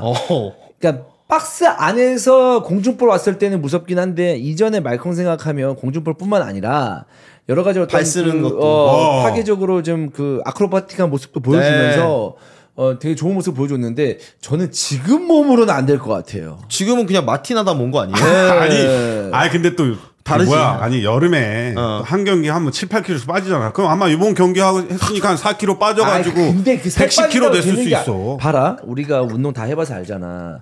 살 빠진다고 되는 게 아니야. 살 빠지고 나서 그 살 빠진 몸무게에 적응을 해야 돼, 몸이. 그래야 힘도 생기고 그 버티는 힘이 생기는 건데 살만 쭉 빠지잖아. 약간 그 몸에 적응할 시간이 필요해요. 살 빠지면 힘이 없어 오히려. 그래. 근데 지금 말컹은 제가 봤을 때 지금 몇몇 터치를 봤을 때 과연 볼을 잡고 뛰는 거에 있어서는 어떤 능력을 보여줄까? 가능할까? 안 뛰어도 돼. 그냥 박스 안에. 그러니까 그러면 되게 단순하게 써야 된다는 거지. 그러니까 그거로도 파괴력이 있으면 뭐 인정하겠으나 그 뛰는 거, 축구라는 건 뛰어야 되잖아. 뛰는 거에 있어서는 좀 불안하긴 합니다. 시간이 좀 걸릴 것 같다라는 얘기죠. 네. 근데 그 코너킥 몇 번 연속 나왔는데 될 것 같은 거야. 진짜 위협적이지. 진짜 될 것 같죠. 진짜 될 것 같고 나는 저 몸으로 과연 이 점프가 그 과거의 그 아크로바틱한 그 점프가 나올 수 있을까라고 생각을 했는데 딱 한 장면 이 고개 돌려서 돌고래처럼 딱 헤딩하는 장면이 있었거든. 아 되는구나. 야, 그래도 되겠다. 이거 몸무게 한 5kg 빼야 된다. 15kg 빼면 얘 되겠다. 나는 근데 그 말컹 나왔을 때 갑자기 야잔이 건조기에서 꺼냈나? 약간 이 생각 들 정도로 갑자기 애가 쪼그라드는 거야. 갑자기 쪼그라들었어. 저도 그 느낌 받았어. 이렇게 하고 막 터프했던 그 야잔이 갑자기 겉으로 보기에 피지컬 차이가 있으니까 갑자기 쪼그라들어가지고 그래가지고 제가 경기 끝나고 김준원 선수한테 물어봤어요. 야잔 실제로 막아보니까 어떠냐. 그러니까 본인 허벅지에 말컹이 본인 허벅지 2개가 말컹 허벅지 하나인 것 같은 느낌을 받을 때 본인이 잡는데 그래서 야잔한테 나의 못 막는다. 너가 막아라 이런 얘기를 했다 그러더라고. 그 정도로 박스 안에서는 위협적인 그런 선수인 것 같아요. 야잔이 그 몸으로 어떤 그 우세주가 될지는 모르겠으나 말컹이 아 쉣! 왜 자꾸 야잔이 얘기해. 말컹이. 네. 근데 그건 있어요. 보는 재미는 있다. 그 전에도 보는 재미 있어. 재미있는 선수였어요. 네. 그래서 본인의 어떤 컨디션도 굉장히 중요할 듯이 보이지만 울산 팬 입장에서는 재미로만 축구 보냐? 이 생각이 들만 할 것 같아요. 지금 아마 말컹의 그 모습들은 그러니까 축구라는 게 선수 하나로 하는 것도 아니고 물론 이제 경남에 있을 때는 선수 하나로 했던 것 같은데 아니야 경남에 있을 때는 쿠니모토도 있었고 그때 네게바도 있었고 네게바. 멤버 괜찮았어. 멤버 괜찮았어. 공격들이 괜찮았어. 괜찮긴 했는데 아무튼 말컹의 존재는 완전히 이제 앞으로 울산 경기를 보면서 집중해야 되는 그런 존재라고 생각이 들고요. 그 기자회견에서 김판곤 감독이 오늘 우리들의 결과가 좋지 않았다. 경기 전에도 말씀드린 것처럼 오랜 기간 힘들게 오고 있다. 그렇게 돼 팬들께 송구한 마음이다. 선수들이 최선을 다하고 있고 코칭 스태프들도 지금 최선을 다해 이 위기를 넘기려고 애를 쓰고 있다. 송구하지만 조금 더 기다려주시면 우리들의 여름을 극복하고 반드시 좋은 모습을 보일 수 있도록 하겠다라고 했거든요. 근데 지금 울산의 시즌, 그러니까 울산이라는 팀에게 기대하는 순위 그리고 시즌 전에 이제 울산을 바라봤을 때 내야만 했던 성적을 봤을 때 여름을 극복하고 반드시 좋은 모습을 볼 수 있도록 하겠다가 아니고 이미 망친 시즌이거든요 지금. 그렇죠. 이렇게 승점 차가 이렇게 난다는 것은. 근데 나는 이 감독님이 지금 U18세 팀을 맡고 있나? 그래서 뭐 이제 1학년짜리 이제 3학년 되기를 기다리고 있나? 약간 나는 이 생각이 이 얘기를 너무 자주 듣거든요 김판곤 감독한테. 그래서 뭐 세대 교체를 하고 있다, 뭘 하고 있다 이러고 있는데 아니 이게 아니거든요 사실. 어느 정도 수준은 유지를 하고 경기력이 안 좋거나 뭐 이럴 때 하는 얘기지. 된다는 거거든요. 승점 차도 전북하고 많이 떨어지긴 했지만 순위도 지금 물론 이제 그 중위권에 있는 순위가 다닥다닥 붙어 있긴 합니다만은 지금 울산 7위입니다. 네. 그래서 그리고 여전히 우리 팀은 강한 모습을 보일 수 있을 거라 생각하고 믿는다. 그 시기가 자꾸 미뤄지니 위축되는 게 있다. 어디까지 미뤄질 건지 모르겠지만 자꾸 이렇게 하면 안 된다. 라는 거 계속 기다려달래. 뭘 기다려달라는 거야. 사실 이 정도 못 기다려요. 그렇잖아요. 못 기다리죠. 중간에 온 감독도 아니고. 작년부터 있었으니까. 네. 작년도 물론 중간에 오긴 했지만, 오케이, 작년에 이 시기에 이벤트를 했으면, 그래, 뭐 좀 기다려보자라고 할 수 있는데, 지금 그게 아니니까. 그러니까 제가 뭐 나가라, 이거 뭐 능력 없다 이 뜻이 아니고, 말리고 팀이 안 되고 부진에 빠질 수도 있죠. 뭐 작년에 전북은 안 그랬습니까? 근데 뭘 기다리라는 건지 잘 모르겠네. 약간 1승 했어. 1승 했으면, 오래 기다리셨습니다. 돌아왔습니다. 이렇게 할 거예요? 아니잖아요, 지금. 오랫동안 잘해야 되거든요. 쭉 잘해. 쭉 잘해야 돼요, 잘해서 이제는. 상승세를 가야 되는데. 근데 근데 그러기엔 진짜 쉽지 않은 게 3백 섰잖아. 네. 다음 경기 또 4백으로 바꿀 거야? 근데 또 센터백이 또 너무 많아. 트로야크 또 영입했지. 정승현이 또 영입했지. 이거 굉장히 진짜 선수 영입과 그리고 선발 출전하는 선수들도 고민될 것 같다. 저는 백쓰리 백포 이번에 뭐 혼란스럽게 왔다 갔다 했잖아요. 이번 경기에서 이거는 본인이 준비한 게 있겠죠, 당연히. 준비한 게 실패한 거거든, 결국에는. 그렇지. 경기 중에 그러니까 3백으로 가다가 후반에 좀 뭐 공격적으로 나서기 위해 백포로 전환해서 미드필더 숫자를 늘리고 이런 보여지는 선택이 아니었어요. 그러니까 상대가 오히려 이 제로톱 형태로 나오고 하니까 굳이 뒤에 두지 말자라고 해서 바꿨다가 또 안 될 것 같으니까 불안하니까 바꾸고 이거였단 말이에요. 전 이렇게 해석을 했어요. 그러니까 명확한 컨셉이 무엇이냐, 하고자 하는 축구가 무엇이냐, 그것을 시도했는데 됐냐 안 됐냐를 평가하고 싶은데 그게 뭔지 모르겠어서 말을 못 하겠어요. 그리고 저는 명확한 컨셉 그리고 명확한 선발 명단, 네. 명확한 에이스 이게 누구냐고 봤을 때 이거 시즌 초반에도 우리가 했던 얘기잖아요. 선발 명단도 계속 바뀌고 누구 하나 좀 미들맨이 좀 없는 것 같은 그런 느낌이 들어서. 그렇습니다. 뭐 3백을 쓰고 나서 승리가 없고 클럽 월드컵 때부터 갑자기 3백 쓰면서 왜냐면 그 전에도 이제 클럽 월드컵 전에도 별로 좋지 않았으니까 그랬던 것 같은데 어쨌든 책임은 감독이 지는 거니까 모르겠습니다.